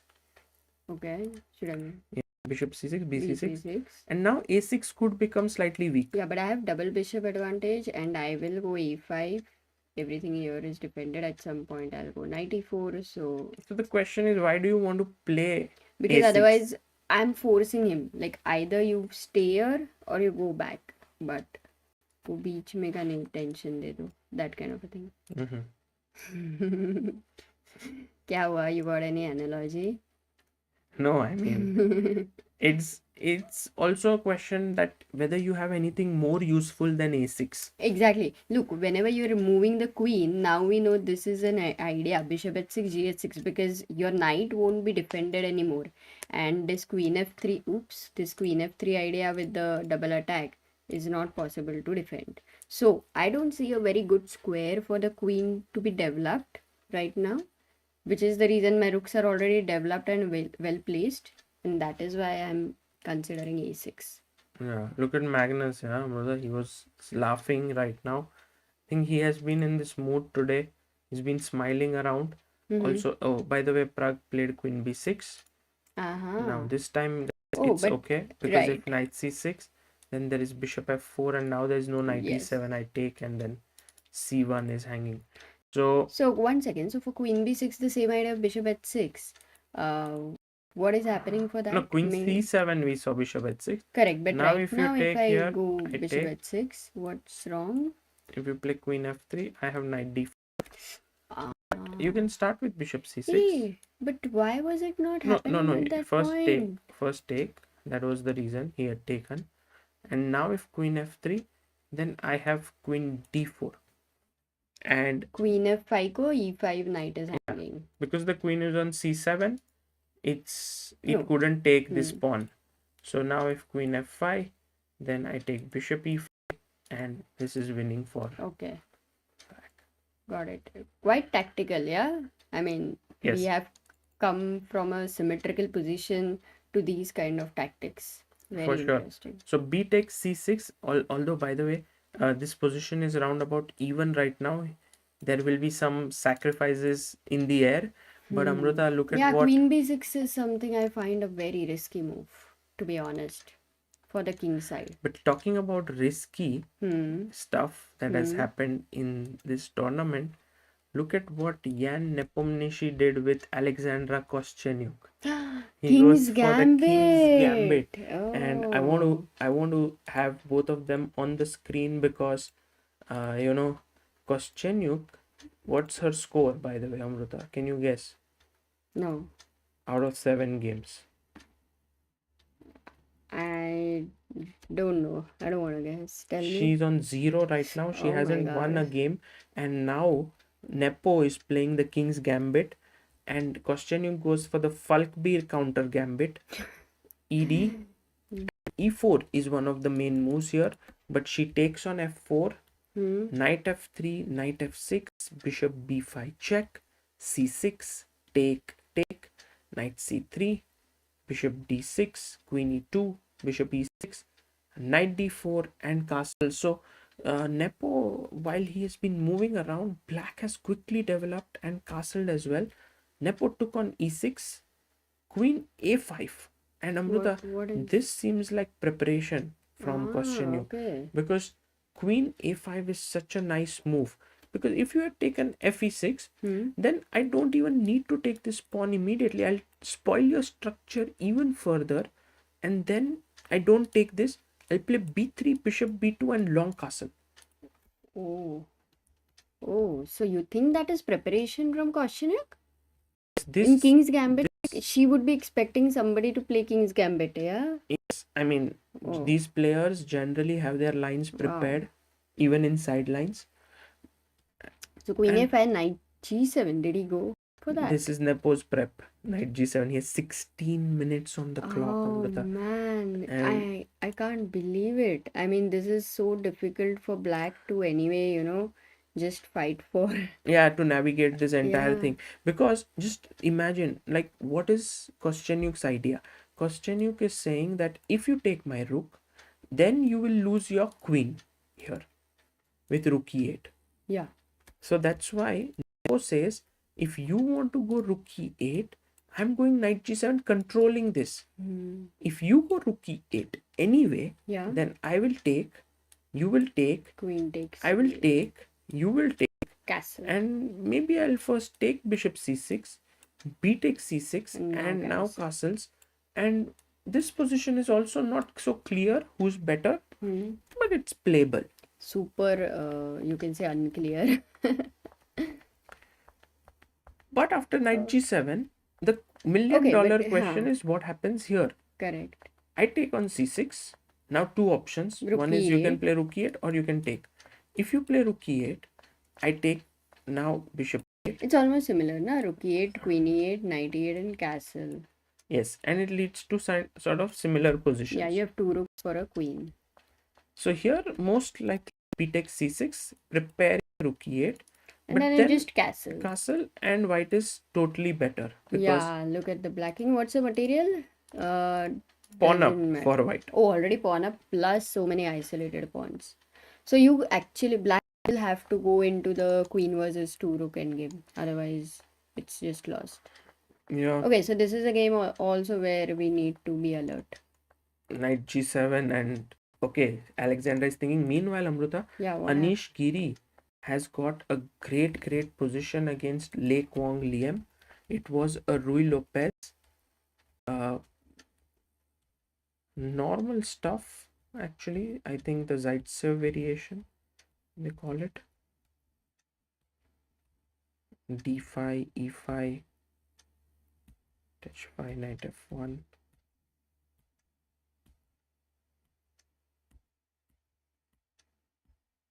And you can see that Anish has some huge attack boiling up Exactly. here, and he should be. Yeah, Anish should be better with the knight on G4.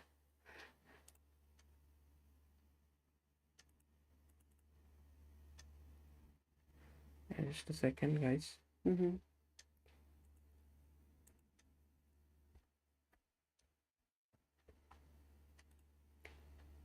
How is everyone in the chat, guys? Are you enjoying?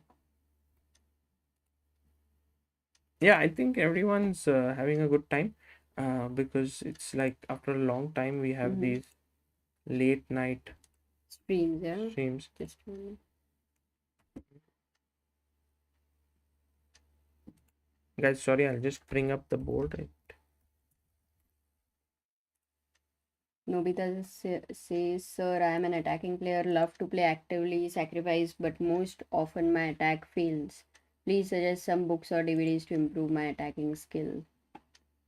It's a good. Maybe attacking manual. Yeah, exactly, I think. Yakub Agard's attacking. Or will be good. there is also another very nice book. Good.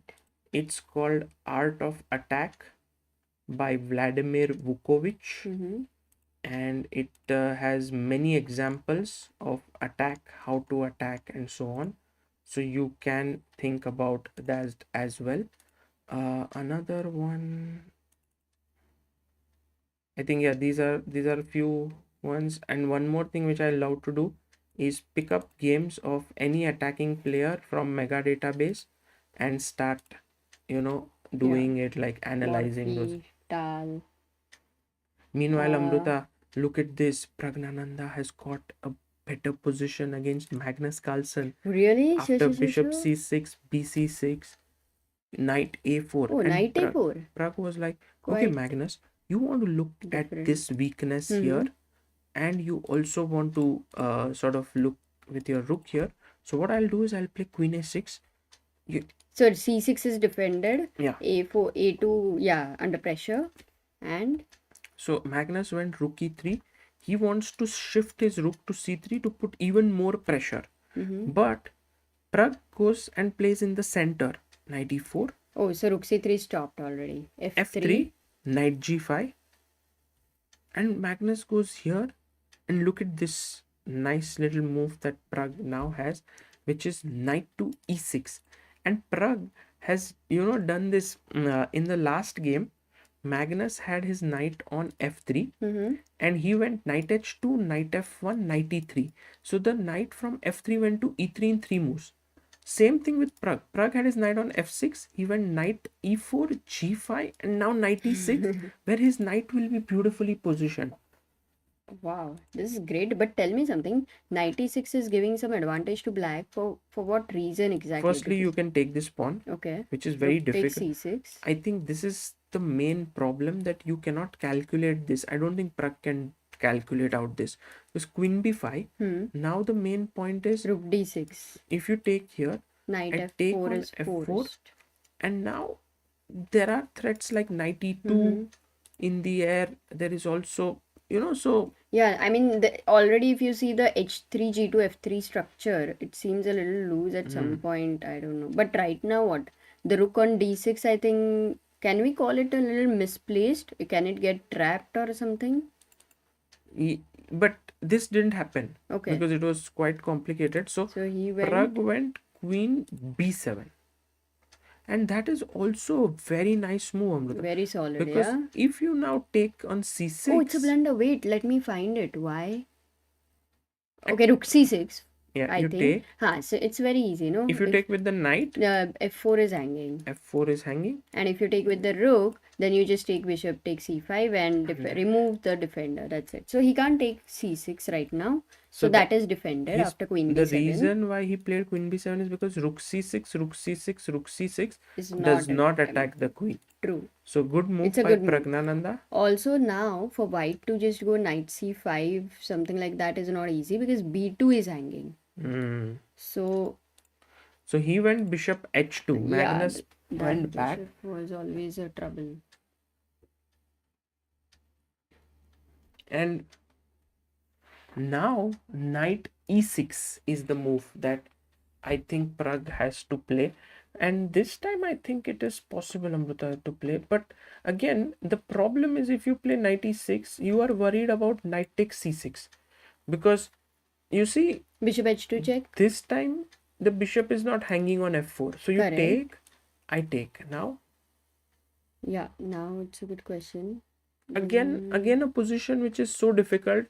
But here black has a winning move. Winning move, yeah? Yeah. You know, if I play a move like just queen b5 or something, it's already a blunder because of knight e7 check. Yeah, this is a threat. So I can't do that. And knight f, simply maybe knight f4 Yes, or something. this is the move. Because And yeah. but how do you know that this is winning? No, I don't, really speaking, I don't know if this is winning or not, but it's just a move where you are putting more pressure on your opponent's king side, and a queen can anytime come in the game. But yeah, the assessment is not easy. Yes.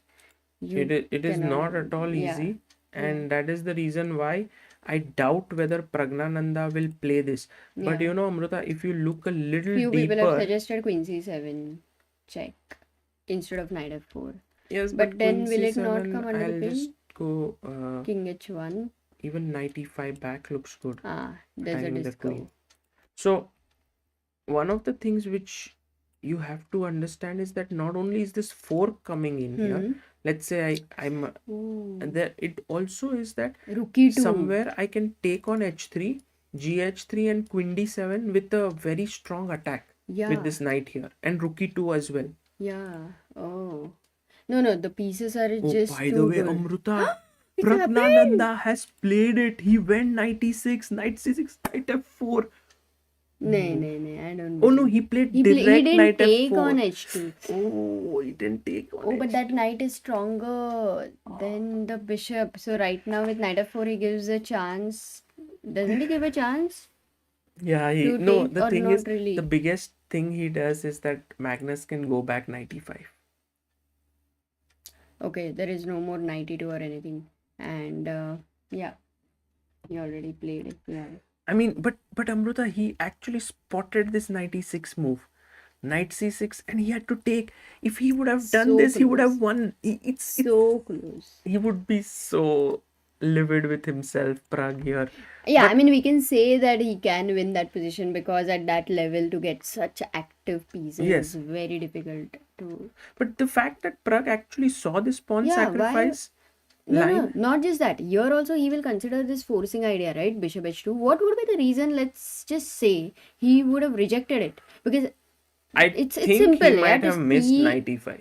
One is as I say, the assessment was not easy. Like black has such a huge advantage. Maybe that is something he would have also missed. So the thing is, if I take, and then I play knight f4, Yeah. and then you go knight e5 Correct. here, then after rook c3, f6. Oh, f6 is Uh, okay, not so natural, but okay, can be considered. Knight g4 and rook e2. And so what happens is that your knight is very stable with the rook. And knight e3 still, let's say, because I'm defending the g2 pawn. Oh, yeah. And but in the game, when he went here, knight f4 and then knight e5, now the knight is hanging in many lines. So that's the problem. So bishop e5, I think you take here is one option. The other one is to take on c3. Okay. And now, but look at the time. Magnus is down to 8 minutes, which is a good sign for Pragg. Okay. Very quickly, maybe we can have a look at Koscienyuk, what's going on there, because that was a little interesting as well. Koscienyuk lost already. Already finished? Yeah, knight g7, she took king g7. Nepo took, and by the way, this was a mistake. This rook e8 had to be played here, but Kosteniuk took, and Nepo was like, okay, castles, and I am doing really well at this point. G4 is also a nice tactic. King h1, bishop f4, knight g4, h3, and she resigned because the knight moves and rook g1, and you lose the queen. Very hard, very hard. 8 losses in a row, that is definitely something that is like a nightmare for any player, but you keep learning. Bishop e5 takes, knight d3 was played by Pragg, and his point is that if you take rook d3, I have rook c1, queen c1, and bishop d3. So rook c8, rook c8, rook c8, queen c8, bishop g3, and Amrita, if you see, black is a pawn down here. Okay. But opposite colored bishops Mm-hmm. and a very active knight. And you know, many times I have realized that from a completely winning position against Magnus, if you don't take your chance, you land up in a position where he will slowly outplay you. That opportunity with him cannot be, left. So important. But again, the point is, Sagar, even Magnus also misses some kind of things, right? Sometimes, like knight f4. Is it something he would assess something differently? Where I get this question that if Magnus can miss something, then for his opponent, it's not going to be easy. I agree. And the main thing is that people, when they face Magnus, they're never thinking that Magnus will miss something. Yeah, one is that he won't miss something. Second is it's very difficult to imagine that the position is like +5. True. No, assessment was difficult for that position. Sure. Okay, even now in this position, Sagar, the knight is active. There's a huge compensation. So we cannot still say that, black still has a scope to get some advantage if Magnus misses something. So bishop g3 and naturally queen c4 would be the move to attack e2, put pressure on the e4 knight, and tie down but the then queen. b3? So like, let's say queen c4, b3 you want to go? Yeah. I may give a check. Or how about queen c1? You want to exchange the queens? Yeah, take knight c1, attacking a2. Knight c3. Maybe d4. Then knight d5, right? What? d4, knight d5. Oh yeah, you go knight d5 with the idea of e7. You can't take on a2. No time. But there is king f8. And this is what the thing is, that after king f8, this opposite colored bishop position, black should be able to hold a draw quite easily. But Pragg, Amrita, has gone queen c6. He's gone queen No, so he went queen c4 first, b3, and now he's won queen c6. And then Magnus had... No, actually there's some other moves. First he went d4. First he went d4. Queen c6 and queen d2. I think Pragg can, as we discussed, this check takes knight c1 idea. He should be able to hold. A little bit of a committal because, you're going into an endgame. Yeah, sure, it's opposite color bishop, but there are still knights, right? So, if you want to consider what is a better chance of equalizing, would it be with the queens or without the queens? I would say that would be my most confusing question in the game. I would really get confused about it. Sure. And I would then decide to keep the queens on the board because of perpetual and having an active knight when the queen and knight can create a little bit of chaos. Also, once you have not played queen c1 here, which you could have done, or maybe you wanted to provoke b3, then you play queen c6. You can do queen c1 even here, because after take, you are attacking a2 and b3 both. And then the pawn is already in d4, so knight cannot go to c3. And when you play queen c6, then queen d2, now you don't change your mind and go queen c1. So I don't think Pragg will play that. Yeah, maybe he can try to put some pressure on the c5 pawn.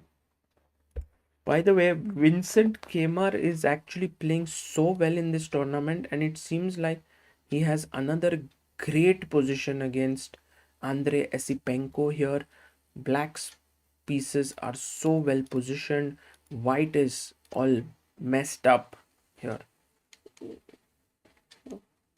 Sir, Abhilaj asks what if bishop b1 Bishop, in that game, Magnus versus. bishop. When bishop b1 was not coming, no? Queen c1, knight c1. Ah, yes. In the end, it's. I think Okay. it would have been nice. Queen e8 attacking e5 and a4 also people had asked here. Yeah, I think here.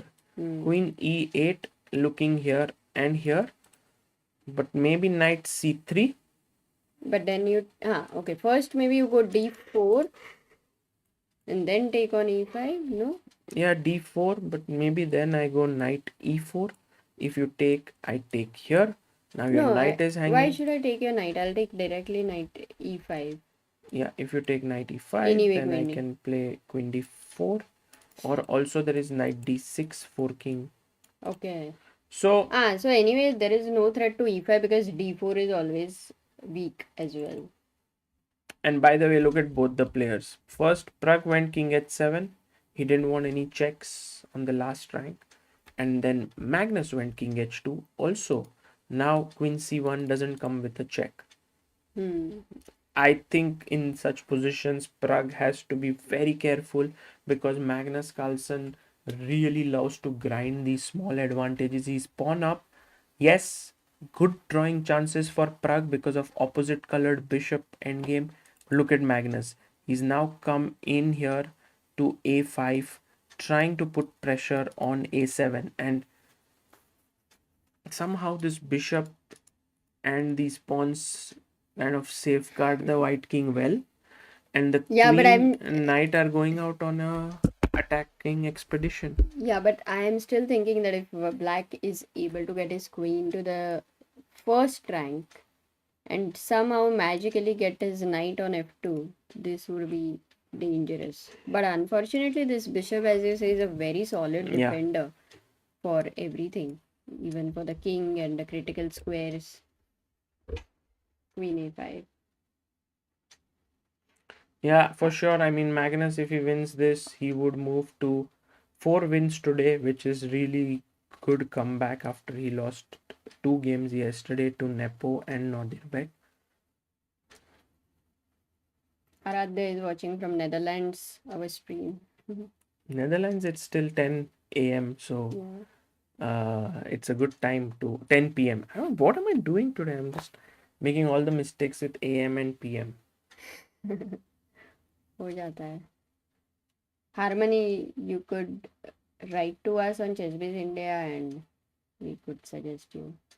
Yeah, chessbaseindia@gmail.com maybe. By the way, Pragg moves in queen c1. And now, Amrita, do you think Magnus will find this interesting idea of e6, fe6, giving up the pawn? Because let's say, I don't know what Pragg's idea is after queen takes a7. Magnus will go for it. Sorry, मेरा ही गलती है. वो मुझे भी feeling आया उधर. Sorry guys, I just by mistake my hand touched the wire and it came out. And he's taken a7, Amrita. And look at what Pragg has done. Pragg is going queen e3. And Pragg is saying, Amrita told me that there is some mating ideas. So I'm going knight c1 and knight e2. Oh, and the light square. Yeah. But 1 second. So this is going to be either do or die, right? Yes, yes. Because there's not going to be any No. perpetual. These Magnus, 2 pawns. exactly. So if actually Magnus is able to save the threat, then I think it's not so easy. Because if you are going knight c1, knight e2, Magnus has to find queen a5, queen e1 going back. Which he will, because that's kind of only way, right? Do you see any other Not only idea? way, because there's knight b6, knight d5, getting the queen out from here. So there are possibilities for both sides. So let's say knight b6, because I want to get that knight, which is such a, Yeah. lazy thing sitting on that border. Because now if I go knight c1, I don't have enough time. Knight d5 is just ruining my entire coordination. But if I don't go knight c1, then I've lost the a7 No, pawn. I'll take on e5. Now if you take on Anyway, e5, no. I'll take queen e5 and the king is too weak. Correct. And So it'll be a draw. knight d5. You play this and now Knight back to f3 play check. and win. Yes. Check. Oh, mate. How? No, if he doesn't Take. Check. Now, king here. I have queen f3 and I take this. So you go king g1. Forced. And now I take anyway, attacking this and this. Wow. This is a very nice tactical idea. And so, by the way, look at what Magnus has done. Magnus goes knight c3. What? It's a mistake. Pragnanda is Yes, winning. Pragnanda is winning. What? Yes, because Kya if he kya takes dc3, queen takes e3 is hanging. Okay, but knight c1. But guys, what's the winning move? Let's see if our chat can find. Guys, find the winning move here. Pragnanda has a win against Magnus. You don't get twice. You don't get such an option twice, Amruta.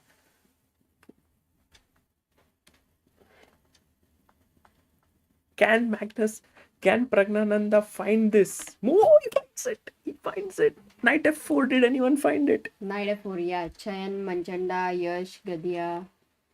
Both of them. Knight f4. And if bishop f... By the way, the knight is hanging now. So you have to move the knight. But now knight d5 is not possible. This is hanging. If you go knight d1, then I have queen d2. Oh, queen d2. Mate. Bishop f4. Force. Bishop f4. Check. And if you go, let's say king g1, then I go queen d2. And Amruta, the point is that your knight is trapped. No, knight f2. No, but queen e1. Oh. And I pick this up. Oh. And let's look at Magnus's expression. I'm going to just keep these two guys. Yes. And I'm going to, for the time being, guys, remove Liem Quang, Liem and Anish Giri from here. Why is Pragg's camera so blurry? Yeah, it's not good. Oh, look at Magnus. Yes, come on, Pragg. Oh, and we have 1,000 people right now watching. Amruta, knight f4. He has played now. Devin, Gana ho jaye. Knight d1 happened. Then queen d2. He found queen d2? Or then is he it went your knight analysis? f2. No, he found. Okay. And now Pragg again finds the only good winning move, knight e2. What's the threat right now? Oh, the threat is queen e1 with the idea of queen g1 mate. Yes. This is unbelievable, says Raj.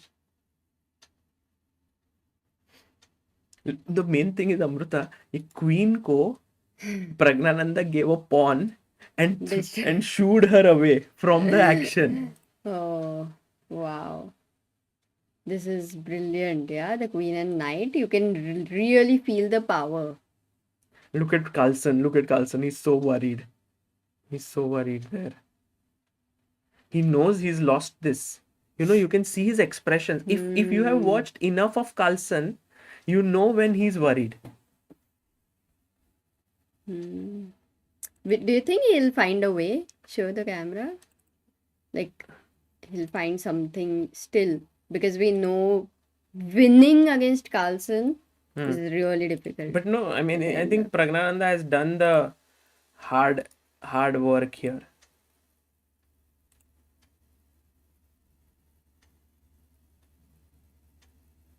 Both down to 1 minute, 30 seconds. I think what right now Carlsen is, he is like this wounded animal who is going to try everything in his control to wriggle out of this. But I think Pragnanda has laid the net beautifully. I don't think Carlsen can escape this time. He goes h4, Amruta. He goes h4. And it's super lost. He wants his knight to come to h3 to control the g1 square. But queen e1 is a killing move because knight h3, queen g3 is hanging. Yeah, bishop is just hanging. So queen e1, is it a resign moment? For queen e1, is it a resign moment?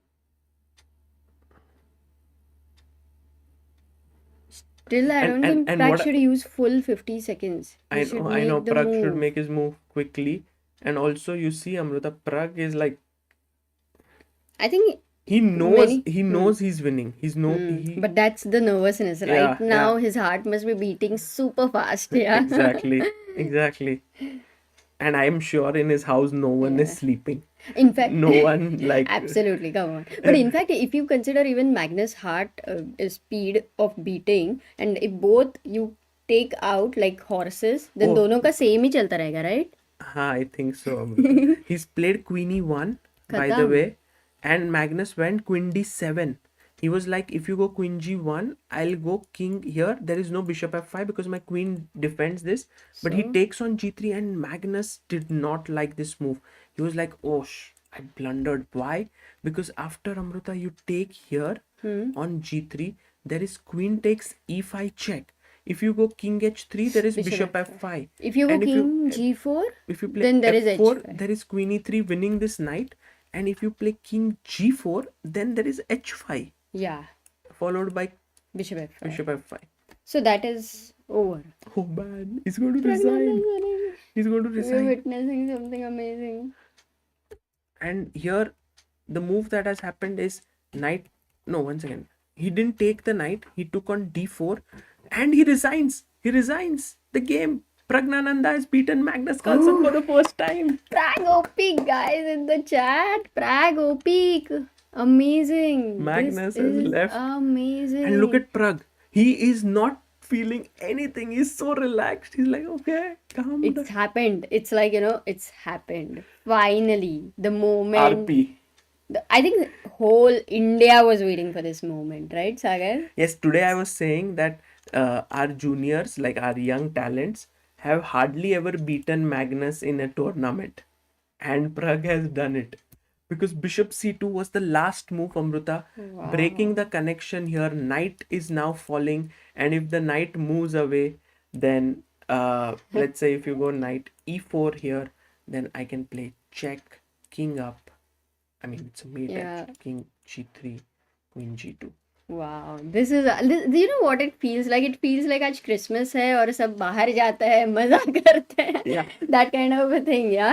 At 2, Like if it was not 2:30, if it was let's say 6 or 7 p.m., we would have said, guys, whoever have seen the stream and whoever knows Pragg has beaten Magnus, all of us, let's meet at XYZ please. yeah, but it's 2:13 in the night, Amruta, and Magnus has been beaten by Pragg. So this is a very What a memorable day. It's memorable 21st of Feb and very nice win for Pragg. So congratulations. Oh. But the thing to note here is this decision of Pragnanda here, Amruta. After Queen A5, he didn't go like passive thinking that, oh, my A7 pawn is hanging. He could have very well, tried to defend it. But he went in. Then when he took the pawn, Carlsen thought it's actually a free pawn because he's also attacking here. But Pragg says nothing is free in this life. Here Queen E3 and his idea of knight C1, knight E2 became very strong. And there's this thing, right? That a queen and knight coordinate beautifully for an attack against an opponent's king. But then Carlsen would have kind of underestimated this attack, right? In Yes, some because way. if Carlsen was careful, have definitely found this Queen E1, knight E2, and at least now it's there is still no check. complicated. There are it's no still checks. complicated. But the moment he went knight C3, now Pragg made no mistakes. This is move number 32, and Carlsen resigned on move 41. So he made 9 accurate moves. Too good. Dude, this is so impressive, so amazing. Such a great moment for India, guys. I mean, this is the first step. Yes. This is the first step, and we are going to see something we all dream of. Manasvi Mishra, Super Chat says Pragg OP beating Magnus's winning streak. Thanks, Agar, for bringing us this moment. Let's try and ask if Pragg is available for like 2 minutes. I know it's late. Maybe he it's won't just even too see it. late. But I doubt. I But think we should try it. And then, I mean, if not today, then we will definitely ask him at some other point. Yeah. But And guys, how is your feeling? Like, what is the feeling? Yeah, that's the question. Oh God. Manasvi Mishra, thank you for your super chat.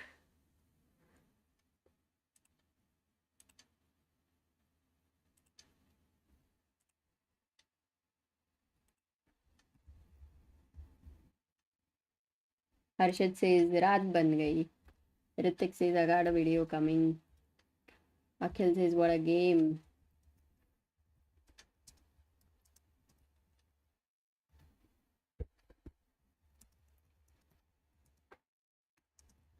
Two big wins for Pragg today. Yeah, I mean also beating Aronian on the same day.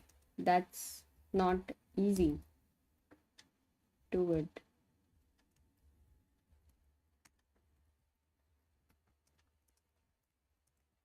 Naman Puri says day can't end with such a better note.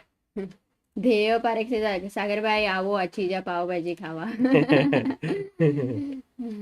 Yeah, if I was in Ghatkopar. But you know, it's not even the day has ended on a Let's good meet at note. our city Kalpak Tole. सब अभी ये दे रहे locations. That's a good one. Guys, we are in Pune right now. Devin says amazing sequence. It was worth staying awake. Drumel says, yeah, for sure. Yeah, this Prabodh entire... Prakash Super Chats Thank you, Prabodh. 899 ka sticker. Thank you. This queen d2 looking here, then knight f2, then you get your knight in, and now h4, you play queen e1. Magnus thinks that my king is safe because you're going to give me this check here finally, so he comes here, and then Pragg has seen knight g3 because king g3, queen e5. This is the problem. And then So really don't R asks, would this be embarrassing for Magnus? No, not at all. I think Magnus knows that Pragg is a good player, and I don't think it is in any way embarrassing or anything of that sort.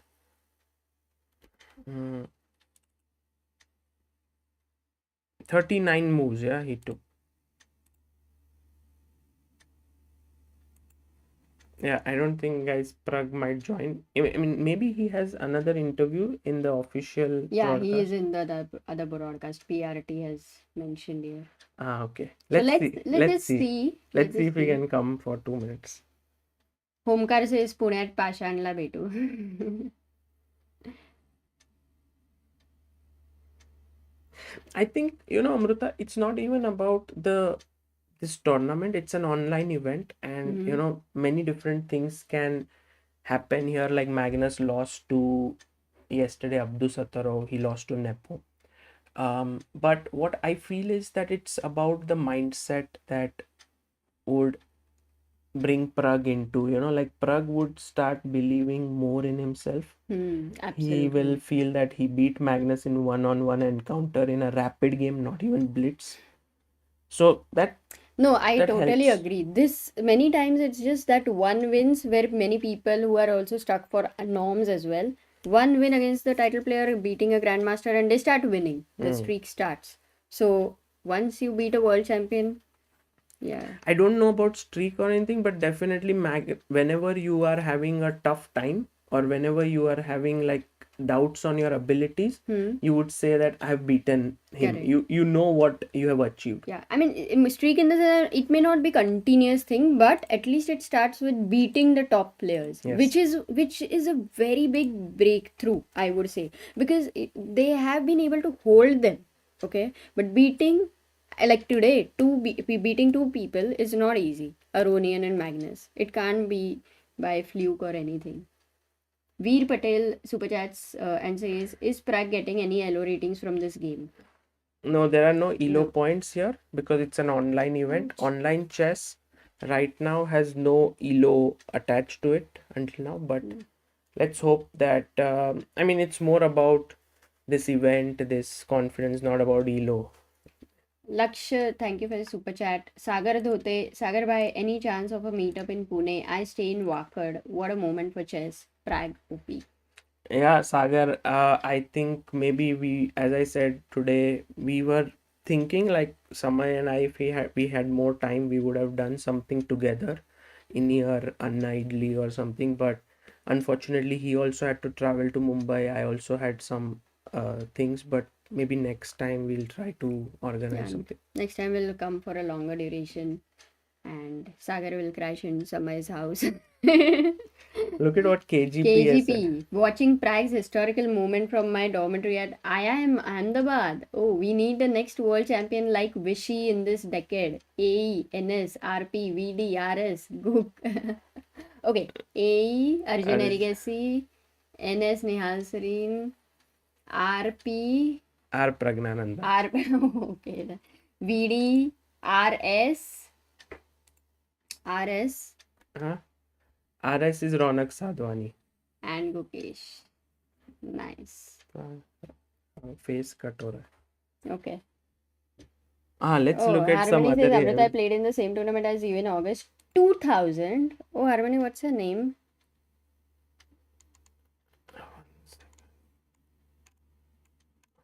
We forgot there were other games. Sorry, guys. I think we completely sank in the moment. Anish won, yeah. Anish beat Liem. That position with his knight on g4. Shashank says, what a great Sunday it's been so far. I tuned in, only Magnus played queen a5. Could I have timed it any better? Pragg OP. Yeah, you didn't miss the most important final moments for sure. Yeah. Anish won, yeah? Yeah, Did it? Esipenko is actually going to play this endgame for a long time against Vincent. And what's your prediction? Is it going to end Yeah, in a draw or? Think with only 19 seconds, maybe Esipenko will win this. Eric Hansen beat Shakhriyar Mamedyarov. Amruta, this Eric Hansen has been playing so well in this tournament. I'm amazed. And Levon actually beat Ding Liren. So that is why I think Nepo now leads this tournament so. Yeah, what are the standings? Everyone wants to see it once. Nepo is on 19. Ding Liren on 15. Eric Hansen on 15. Magnus on 13. Vincent Keymer on 13, but he might win. He may draw and he may move to 14. Levon on 12, Anish on 12. Anish actually played very well today. In fact, Anish scored 2 wins and I think 2 draws today, which is pretty good.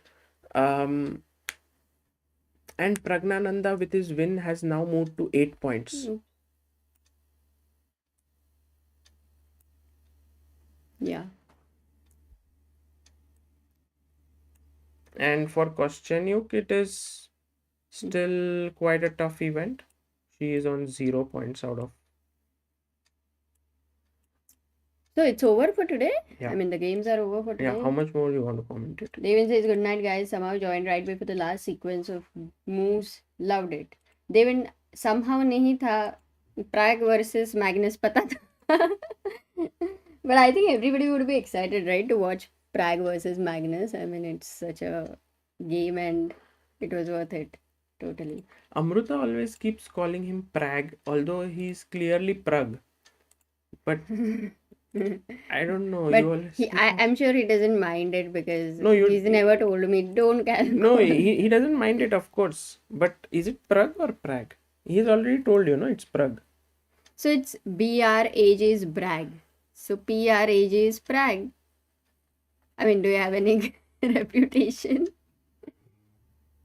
Maybe, but I'm not. His name is not Pragnanda. Yeah, so you're calling him Pragg means double G, with double G. I'm calling him Pragg means with 1 G.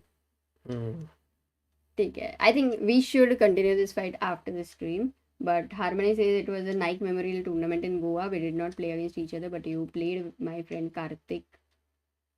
Okay, Muchandi. Kalpak Tole, thank you for becoming pillar of Indian chess. And I think Pragg might not join. Yeah. But we'll get him after the tournament.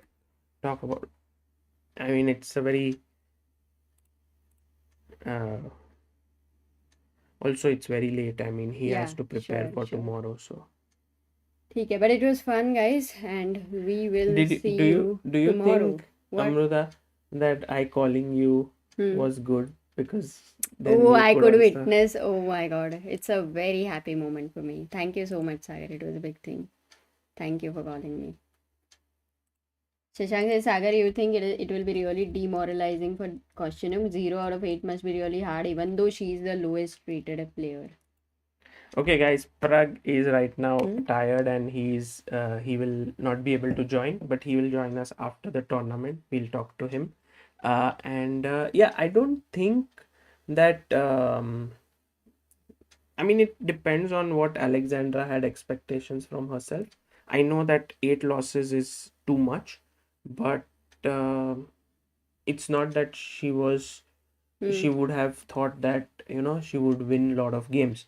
So if she can mentally fight back, this is a great learning experience for her.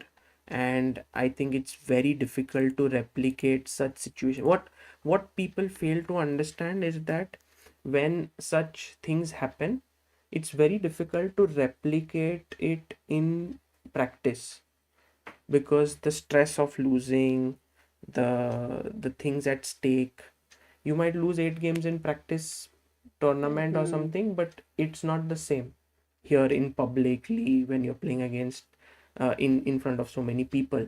And I think it's very good to use this as a learning experience to grow. Yeah, I mean, just this, even the opportunity to play against such players Yes. is huge. So it depends on what she really wants to look for. But also right now, if there will be some kind of a thing that tomorrow I want to beat somebody, and Yeah. we have to see how it goes. But if she would be demoralized, then it would be even a dangerous situation, because then next games are in danger and there will be no chance. So as a player, she wouldn't be demoralized, I feel. Yeah, it's difficult. I mean, I don't think she's ever lost 8 games in a row. But then she's not ever played against such a tough opposition for consecutive 8 games. Yeah. So it's the first time. Okay, guys. Sagar. The game is still going on. Yes. No, You this gonna will see no, this we'll not or? see this. We'll end it. And guys, see you all tomorrow. Bye bye. Good night. Take care.